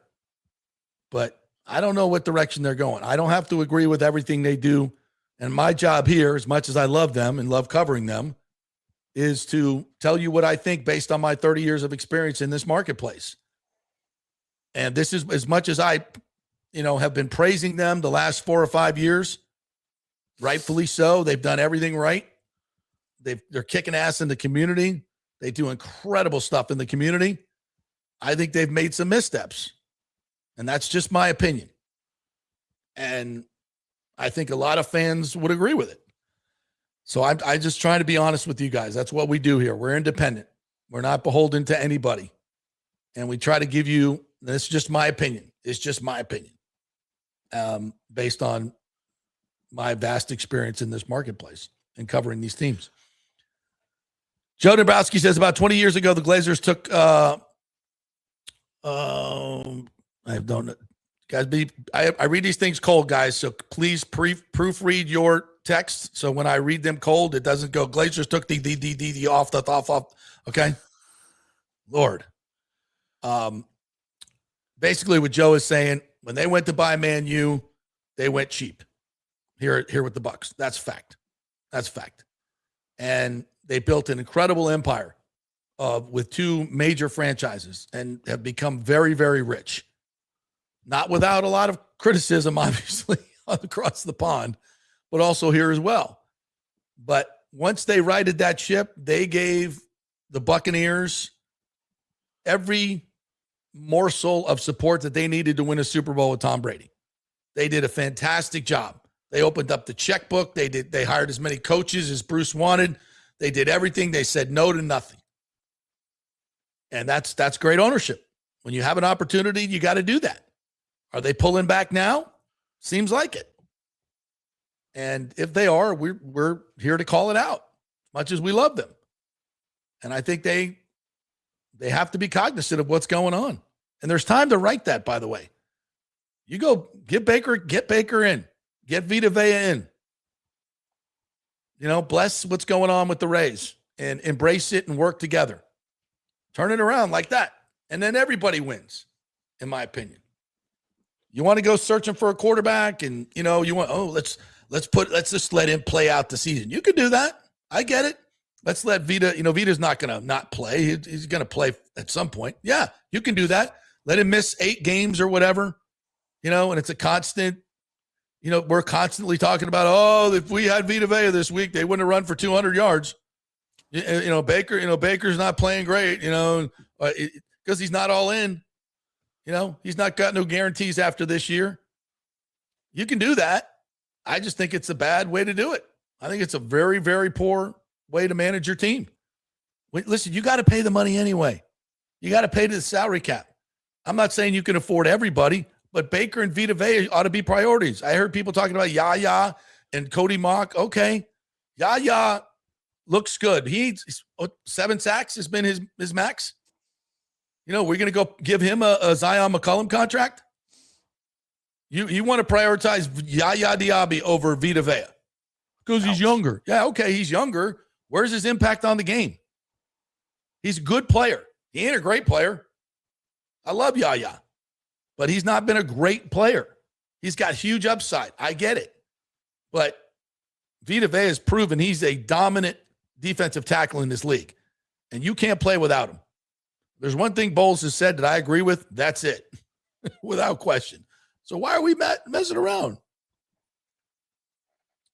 Aviation asks, how much of this is from Vita's camp as leverage rather than wanting to pack up and leave town? It's leverage. There's no question about it. How much does he want to leave town? I don't know. Does he want to go, is he being talking to Mike Evans and saying, hey, man, you got to get out of there. The grass is definitely greener on out here in the west, out west. That's what I was thinking of. I wonder how close those dudes are. Oh, very close. Yeah. Very close. And of course, Mike, you don't think Mike would try to recruit Vita Vea to come to San Francisco? Of course he would. He knows his worth. Is that what you guys want to see? I don't want to see that. JP, I saw a message in here. I think it was Aviation. I can't find it in here now, but he brought up a really good point about how much worse do we feel about this whole organization and this whole situation heading into 2026 if Ruben Bain was not drafted? Ugh. Like, that's really the shining light on this offseason is Ruben Bain. Oh, my God, yes. And without a Ruben Bain draft pick, like, how much gloom and doom are we preaching for this offseason? I mean, brutal. And you looked into that pick. You really did. You did. I mean, we'd be sitting here with Mesidor, which, okay, be good. But it ain't Ruben Bain. He's not a franchise-changing draft pick like Ruben Bain can be. I agree. And Ruben's much younger, much more dynamic. Do you see the video of him dunking on 8-year-olds? Yeah. That's quintessential SNL Peyton Manning. I mean, it's like that's fantastic. And you know what bugged me? There was like 6 or 7 comments there. Hey, Jason Light, are you okay with this? Oh my God. It's like, we got to put bubble. He shouldn't be playing basketball like that. Why are we letting him? He's playing against 8-year-olds. My God. It's like, if he can't play basketball against 8-year-olds, you think he's going to survive an NFL season? Jesus Christ, people. Oh my God, what's he doing? He's playing basketball against a 5-year-old. It's not like he's out there, bumping asses with, NBA players. Come on now. Jeez, oh Pete. It's incredible. People are so soft. Aviation says the Bucs and the Glazers might have lost Liam, Mike, Vita, and just to keep subpar Todd. How can anyone take the Glazers seriously? Well, that's harshly said, but it ain't wrong. So this is where you want to go. We're gonna lose Baker, Vita, Mike, but we got Todd Bowles. You got Reuben Bain. He had no choice. for a couple of years until his contract's up, and you got to trade him or let him go. And listen, I think the Glazers may have said, listen, we got Todd. He's won 3 division titles. Yeah, it might not look great if we fire him right now. Did he do a great job last year? No. But we believe in him, and let's give him one more year, and let's see what happens. Okay. Not totally unreasonable, right? Not totally unreasonable. But I would have advised you if I were your general manager. I'm like, look, there's a disgruntled locker room. They do not believe in Todd Bowles. And if Jason doesn't know that or see that, he might disagree with me. But I think the proof's pretty evident. When you have players openly talking about practice times and lack of accountability and your Hall of Fame, Ring of Honor people saying your defensive-minded coach is not coaching them correctly and the scheme is bad. I mean, these are not throwaway things. Listen, and we've talked to, it's out there. If you don't know that these players don't have faith in Todd Bowles, then I don't think you're paying attention, because there's a lot of people talking openly about it. When you're talking openly about it, do you know what's underneath the iceberg? My Lord. And it's warranted. It's warranted. And you just wonder if they had a discussion inside the building when they made the decision. I mean, if there was a discussion, I don't know if there was or not, whether they were going to keep Bowles or let him go. And the decision somewhere was made, we're going to keep Todd Bowles. You wonder if part of that discussion was, look, this might not be popular with the fan base, but we're going to do it anyway, even though they never addressed it publicly. Well, they had to know that. But I wonder if they anticipated what it would do to the locker room. Like, that's what I'm saying, Timmy. Yeah. That's what I'm saying. If somebody at that table didn't say, hey, listen, did you see Mike, 3rd and 28? I've talked to a lot of these players, and did you hear what Yaya said? You hear what Rondé said? I mean, if somebody doesn't bring that up at the table, then your lieutenants, the people that are working for you are negligible or negligent. I don't think they did. I think the Glazers are smarter than that. And I think their lieutenants are smarter than that. The people that run this organization are smarter than that. That makes you might be right. You may be right. But if this Yahoo is talking about it, if I'm talking about it, if the fans are talking about it, it's all over social media. It's all, and then your players are talking about your coach. Your players are going off on the sideline, and you're good. Yeah, no. But look, if nothing to see here, if that happened, come on. If ownership if the Glazers had multiple people or even one person telling them this is going to destroy the locker room, we're going to lose guys, we're going to lose veterans, and they still kept Bowles, then that is gross negligence as an ownership over $15 million, by the way. Yeah. Because you didn't want to pay the buyout?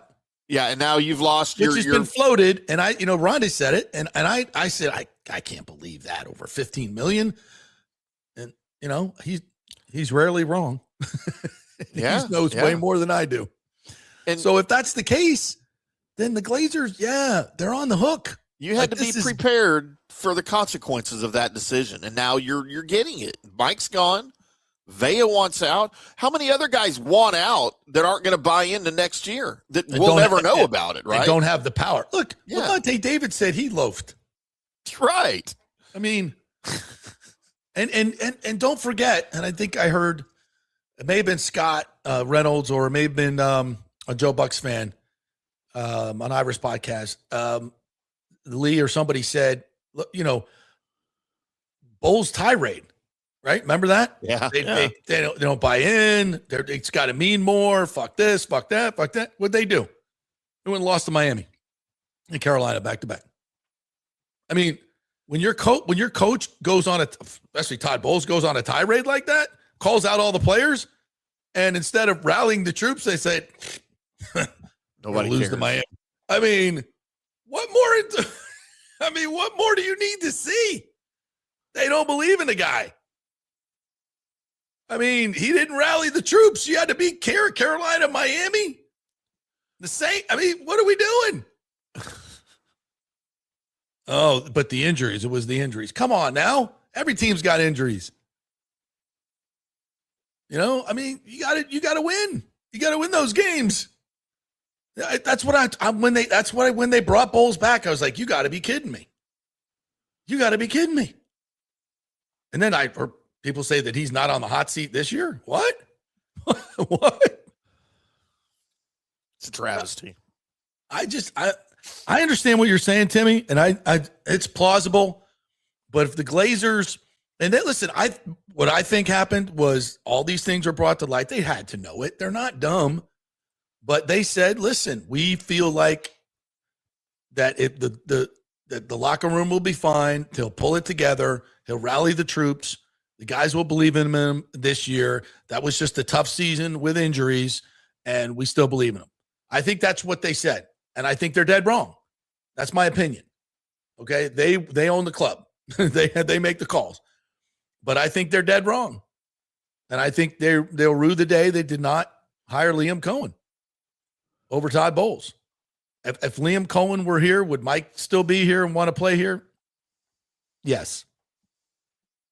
I think. Would Vita Vea, would Baker, would things be different? I think they would, because number one, I think they would have made the playoffs last year. And I think that offense would have been better. And I think, we'd have a new defense coordinator. And chances are it would have been better. That's just my opinion. I don't think Liam Cohen's the end all be all. That's not what I'm saying. But I think at this point of his career and Todd Bowles' career, it would have been better for the team. Just would have been better for the offense. Any new voice would have been better than the stale message and stale coaching of Todd Bowles on this defense. Any voice would have been better. Yeah. Who's the cat that Dallas just hired? Christian Palmer? Parker. Yeah. Secondary coach at Philadelphia is now their defensive coordinator. You go get a voice like that. There's someone who's energetic and young and bringing new concepts, and not dropping Vita Vea into coverage. And look, maybe Vita just got tired of playing corner. The Cowboys just started training camp today. They report today is first day of training camp out in Oxnard, California. But obviously Parker's been here all offseason. The entire culture of the defense in the building has already changed. The chatter is completely different. The outlook is completely different just from hiring a guy who's never been a DC, but has a voice that everybody loves, has a message that everybody is buying into early before they ever even touch the field. Now, listen, to me, now that does could that be win dangerous, games in and of itself? No. But no. Usually something good follows. It's in the right direction, right? Yeah. To me, that's important. I agree. And you don't have that in Tampa. Nope. James says Evans, Vita, Baker are gone, and it's because of Jason and Bowles. Jason only won a Super Bowl because of Brady. Well, he signed Brady. That's give him credit for that. He brought Brady here. He put a roster together that brought Brady here. So you can't he didn't luck into Tom Brady like we lucked into Reuben Bain. That's not what happened there.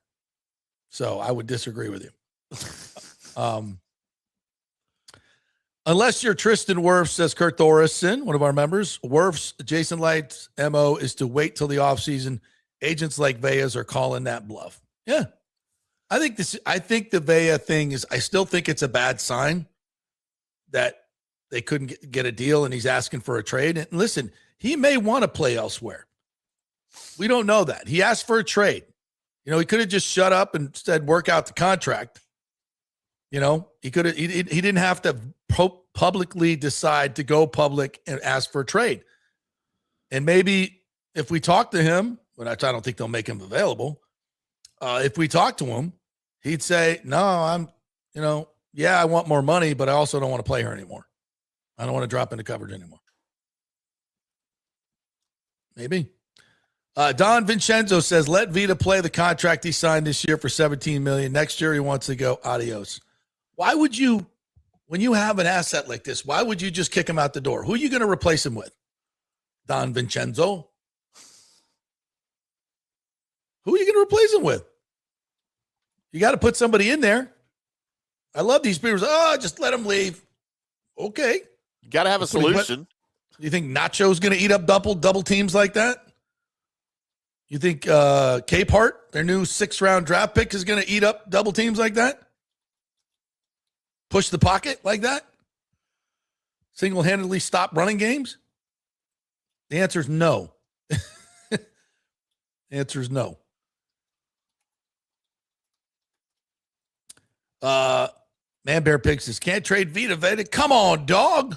In JP Peterson voice. I was waiting on that. Yeah. Let's see what else we got. Greg Cruz, what's up, my man? He says, if you don't want to be here, then trade him. This team is rebuilding. You guys throw away these assets pretty easily. Like Vita Vea is some chump that's got nothing left.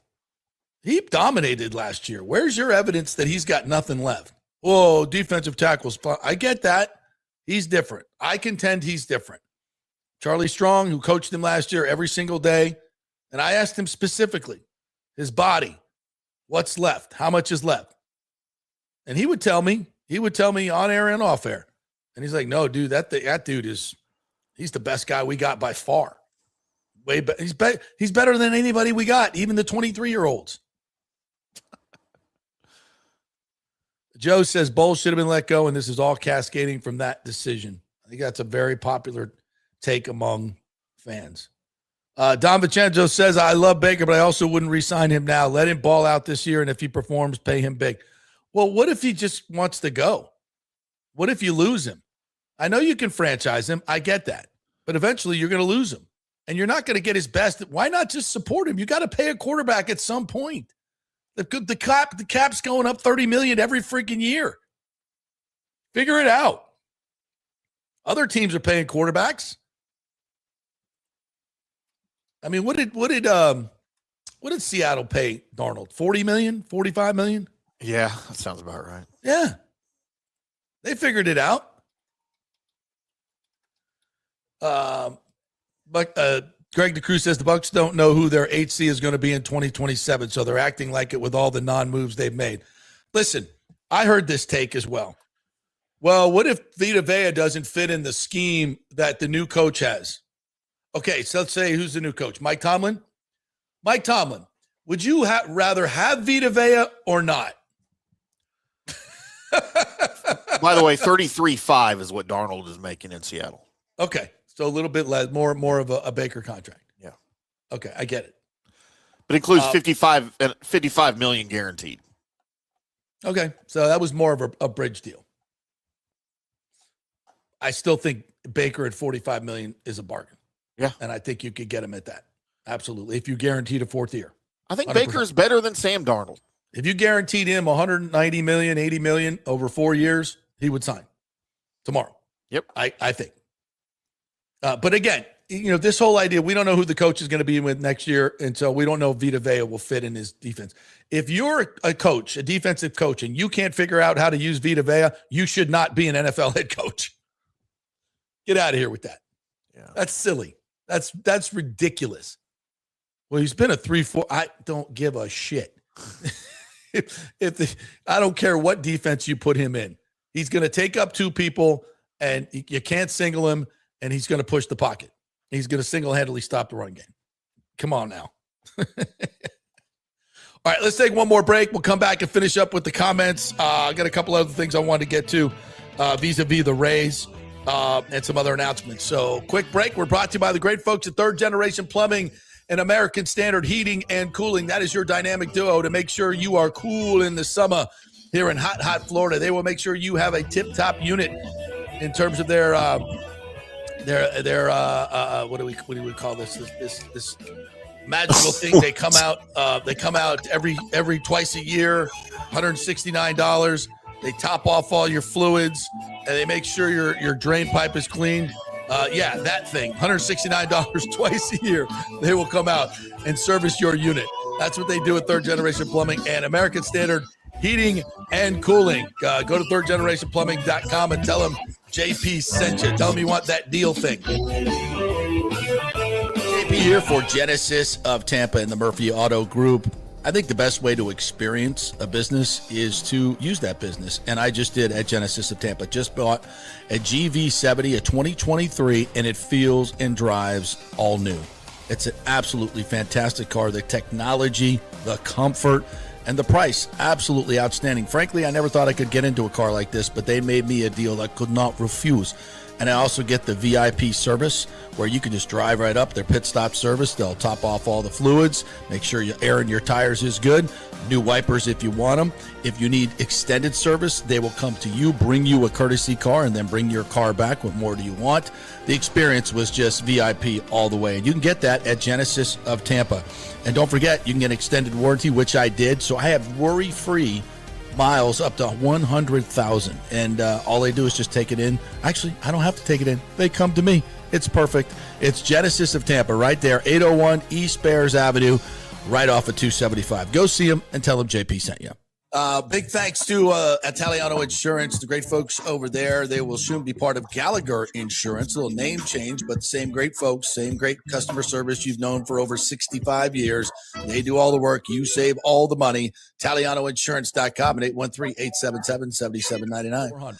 Hey, the Golden Diamond Source wants to be your family jeweler. So don't wait any longer to find that one-of-a-kind perfect engagement ring for that special someone in your life. At the Golden Diamond Source, they can design anything you want personally. The Golden Diamond Source can help you trade in your old broken jewelry and use it towards a new purchase as well. And with gold prices at record high, now is the best time to do it. They only sell natural diamonds at the Golden Diamond Source. So if it's a real love, it should be a real natural diamond. Don't start your relationship with a fake diamond. Bad idea. And with the Golden Diamond Source first-time buyer program, you can learn all about the 4 C's in all the different shapes and styles. And they are able to show you a huge selection of inventory to choose from. And don't forget, 0% financing for up to 5 years. If you finance $5,000, it's only $83 a month. Make sure it's a Golden Diamond Source diamond, 3800 Almerton Road, always online at goldendiamond.com. It's a love you give only at Golden Diamond Source. Hey guys, you already know that Riveters is the best sports bar in all of Tampa Bay, but now it gets even better for Rays baseball season. During all Rays games, check this out, $6 Tito's, $6 Jack, $6 margaritas, all during Rays games. Are you kidding me? And that's always a great pour from the great bartenders at Riveters. Great service, great food, everything is fresh, nothing is frozen. And let me tell you, if you want baseball and wings, you will not find any better than Riveters. Their sauces, like the blue cheese and the ranch and everything, is handmade, and the wings are big and they're perfect. Wings, baseball, Rays, Riveters. It all comes together during baseball season. Once again, in addition to all the great food and service, you get $6 Tito's, $6 Jacks, $6 margaritas. It's time to celebrate. Baseball season is back, and celebrate at Riveters. You know where it is, right there on Dale Mabry, just north of 275, just south of the stadium. See you there at Riveters. Pitch Roofing believes giving back is part of doing business the right way. That's why they proudly offer exclusive discounts to those who gave the most to our communities, including veterans, first responders, seniors, and teachers. And for listeners of the JP Peterson Show, there's even more good news. Pitch Roofing is now offering a special discount just for fans of the show. With so many roofing companies coming and going in Florida, it's important to choose a contractor you can count on long after the job is done, especially when it comes to honoring your warranty. Pitch Roofing is built for the long haul with a reputation for quality, transparency, and standing behind their work. Whether it's a repair or a full replacement, their team delivers honest guidance, quality workmanship, and no high-pressure sales.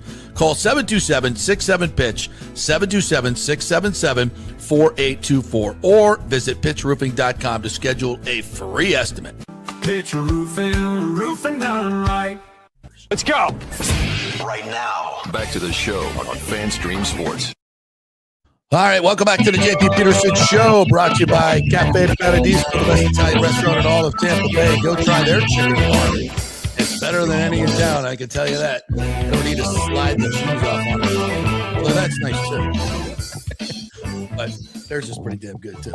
So head on over to Cafe Paradiso, get their chicken parm, get their lasagna. The wine selection is fantastic. And better than that, to be honest with you, it is the best Italian atmosphere you'll go to because all the waiters there are Italian. They've been there for 20 years. The whole thing is just like absolutely done to perfection. So if you want a great meal, a great Italian meal, head on over to Cafe Paradiso. You don't have to take out a second mortgage to do it either. All right, let's get back to, I want to go to a little bit lower on in the comments because we've got, I don't know. Does it tell you a number of comments that we have, Timmy?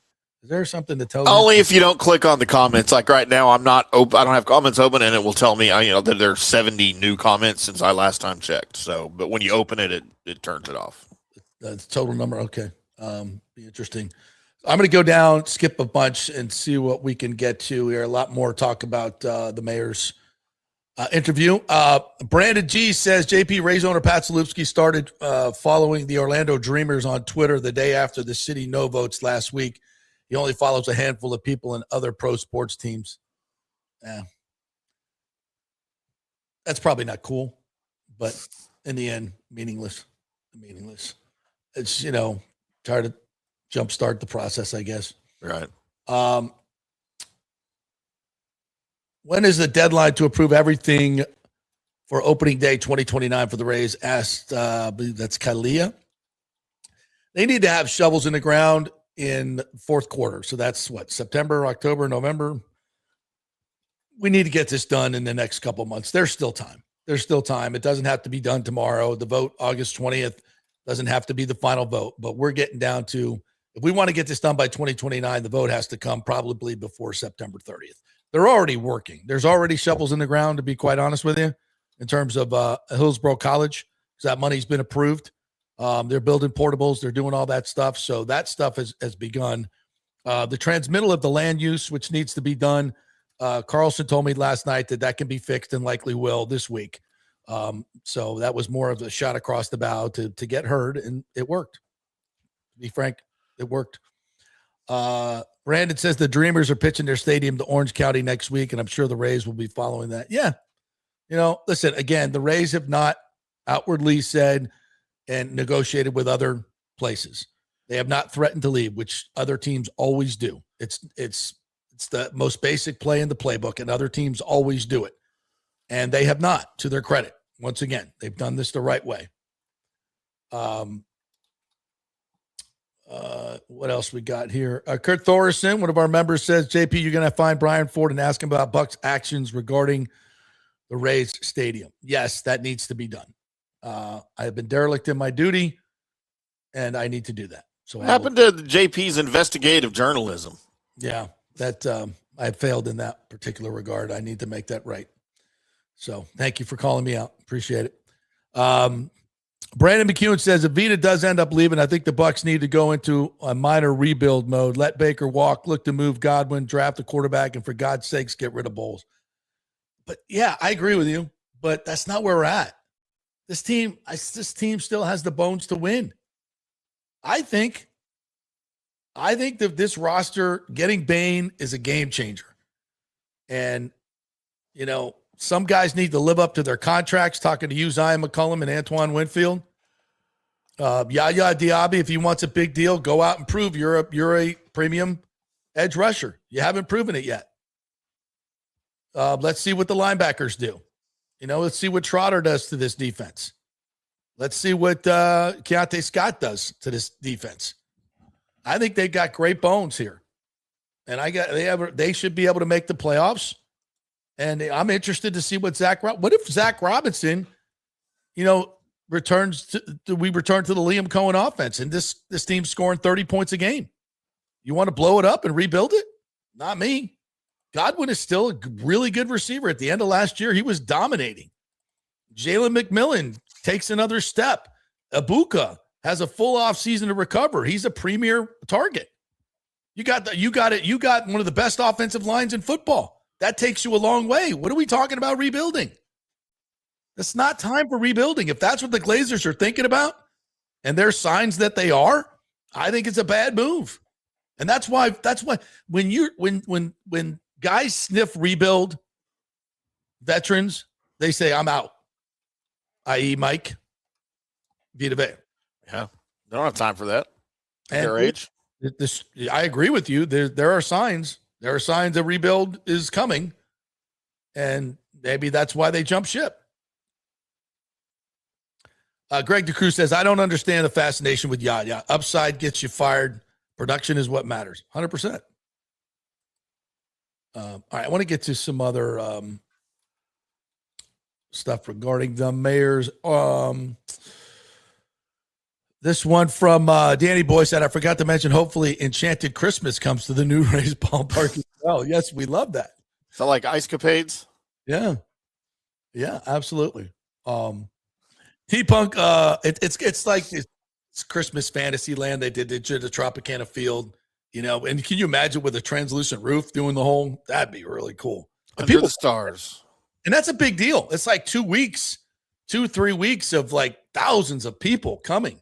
I mean, again, it's not just baseball. It's not just baseball. The renderings we saw yesterday, it becomes a premier concert venue in the world with that whole setup of the video boards and the translucent roof and the view outside.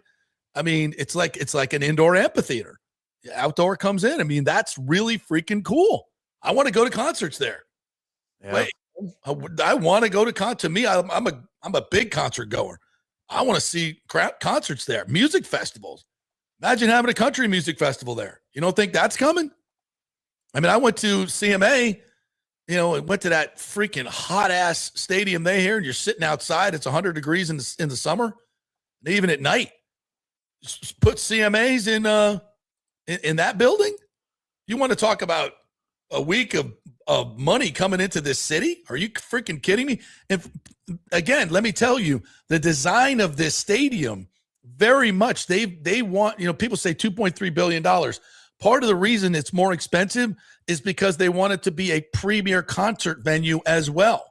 Not the Sphere, not the Sphere, but something like the Sphere. A poor man's Sphere. We'll take it. A sphere-like structure. A sphere-like where it's a premier concert venue. I mean, that's what that vision they showed yesterday. That's different than any other indoor. That's not like the concerts at the Trop. That's not what that is. It's a premier venue and acoustically as well. They're designing it that way. So again, visionaries. Nathan Comanci says, will the mayor get this deal done? Tell them clowns on the board, get on board too. All right. This brings up another thing. Let's not call them clowns. I was guilty of this early on. I repent. Let's be nice to the city council because we need them to vote yes. Specifically, Mr. Carlson, who I believe will be coming on tomorrow. Keep your social media open, and I will let you know. John Gates says, great show. I live in Floral City, Florida, and I go to games and spend money. Tampa is crazy not to pass on this deal. Again, 75% of the people that come to the Battery are from outside Cobb County. If you're worried about property taxes and you need a vehicle to bring in more revenue for your county and city, find me a better proposition than this, where a Major League Baseball team Like the mayor said, you don't have to pay $2.5 billion for the expansion fee. You don't have to go find an investor to do that. You've already got it. And you've already got a built-in fan base here. This is such a no-brainer. If you missed the mayor's interview, go listen to it. Kurt Thoresen, one of our members, says council doesn't care about this stuff being brought in thanks to stadium. They've repeatedly insisted on being invited to negotiations. Just let them. Yep, you're right. If that's what they want to be part of, and listen, and how that works is this, and I didn't understand this. What some of the council members are saying is, I have demands, certain demands that my constituents want. They want to be protected in this way. The taxpayers be protected. So this is how we want the deal to be done. In other words, for instance, when the CRA, when you get to $100 million of CRA money that goes into the deal, okay, and there's 20 years left on the CRA money still coming in, where does that money go? It should go back into the city and the county's coffers. Okay, is that how the deal is written? Well, that's what I want. Okay, check. So that's what we're talking about. And what the council is saying, we made that proposal to the mayor, but she rejected it, or the city staff didn't get it to the Rays, so it's not in the deal. That's what we want. Okay, that's why Ken Babby's talking directly to Carlson. See, there's a difference there. There can be a disconnect, and there has been. And so, yes, Carlson's been talking to Babby. They've been asking for these things, but Babby's like, well, they didn't bring that up in the negotiation. So I don't know. Do I bring it up? The city didn't want that. They didn't ask for that. So I got to talk to the city. Maybe you can talk to the city. You know what I'm saying? There's like this back and forth, who's doing what, but it's not getting done to the satisfaction of the council. So take it directly to the council. And that's what Babby has now done. Again, was it, I mean, Babby just was told, hey, you negotiate with the city. The mayor and their staff is the point on this. And then we take it to the council. Okay, I'll do that. Oh, wait, council feels like they're left out? Oh, shit. I didn't know that. Didn't really realize that. All right, let's go talk to council. That's where we're at. So, again, most of the deal is done. We tweak these things that Carlson wants or Guido wants, or, maybe Charlie hasn't received the Morse code yet, but we'll see. Joe Walsh says football is here. The Rays have the best record in AL. Why do I have Ajita? I know. That kind of brings us back to the original monologue today. These two franchises at a tipping point, some very important decisions that need to be made and some follow through. And we didn't really even talk about the Rays on the field and what Neander's got to do right now in this 7-day window in order to put this team over the top, because fortune favors the bold, as we said yesterday. We talked a lot about this on the Big O show, by the way. So if you're looking for some Rays deadline talk, that was a killer show yesterday that we did. So please go to FanStream Sports Tampa Bay. Check out that show. It's really, really good. Big O kind of went over all the different machinations of what they need to do and how they need to do it. So and the bottom line is there's opportunity here. There aren't as many players on the market as you would like, which makes their price higher. So, and Neander's got to kind of, thread that needle to get the impact players, and because other teams are going to do it. And we had a great discussion on that. So I let you go find that and check it out.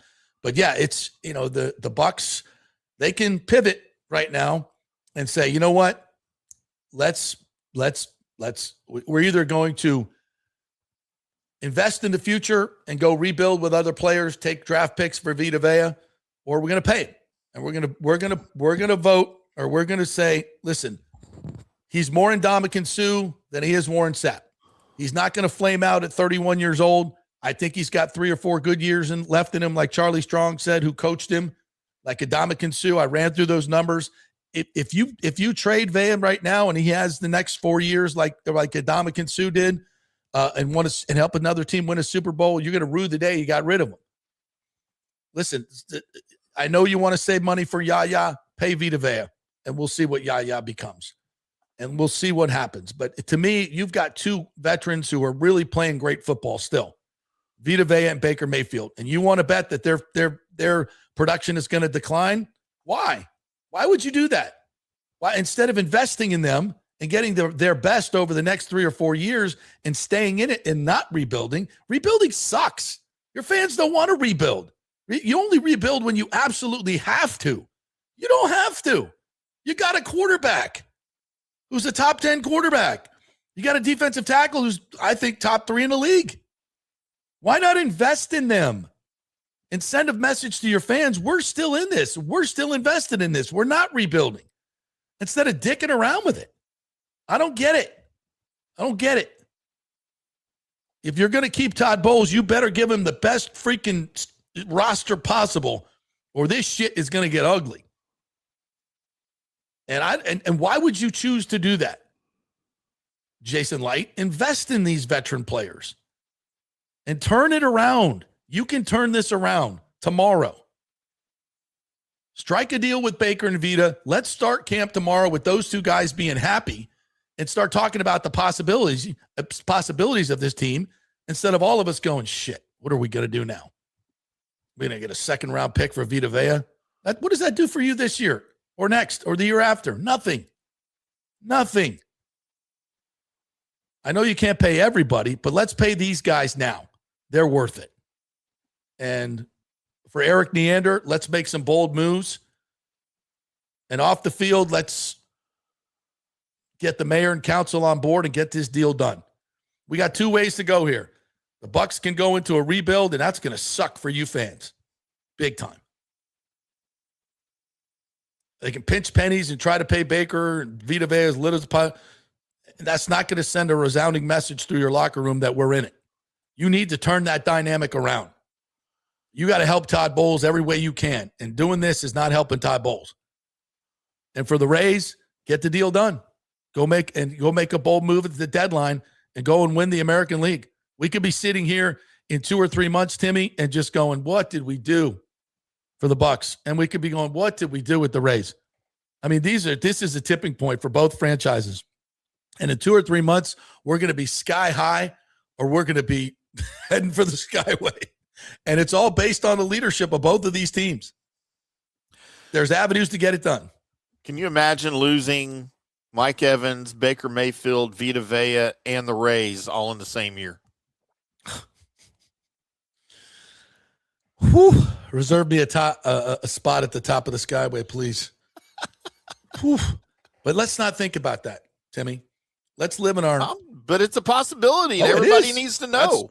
That's what I'm saying right here. Yeah. That's what I'm saying. It's a pivotal point. Where are you going to go? Call your councilman.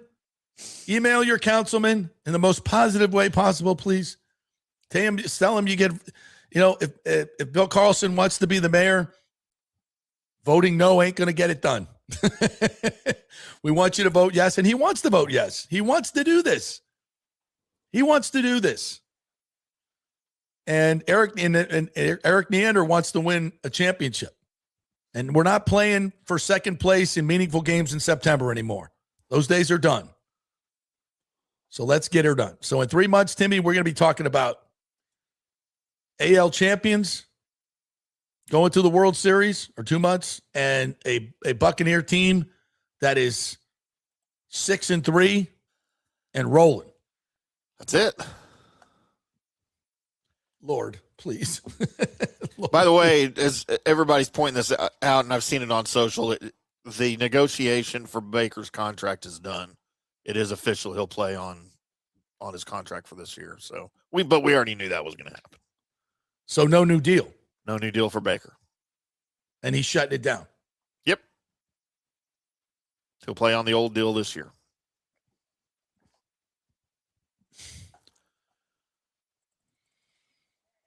That's disappointing. That is really, really disappointing. Yep. I mean, anticipated. I mean, for me anyway, I didn't see anything happening. Well, I will say this, that could be a bargaining chip too. And in a week we could get a new contract. So it's not the end of it. I don't think that negotiations are going to stop, even though that's what Baker said. I think, if the Bucs come to him, the Bucs know what the number is that's going to work. They know.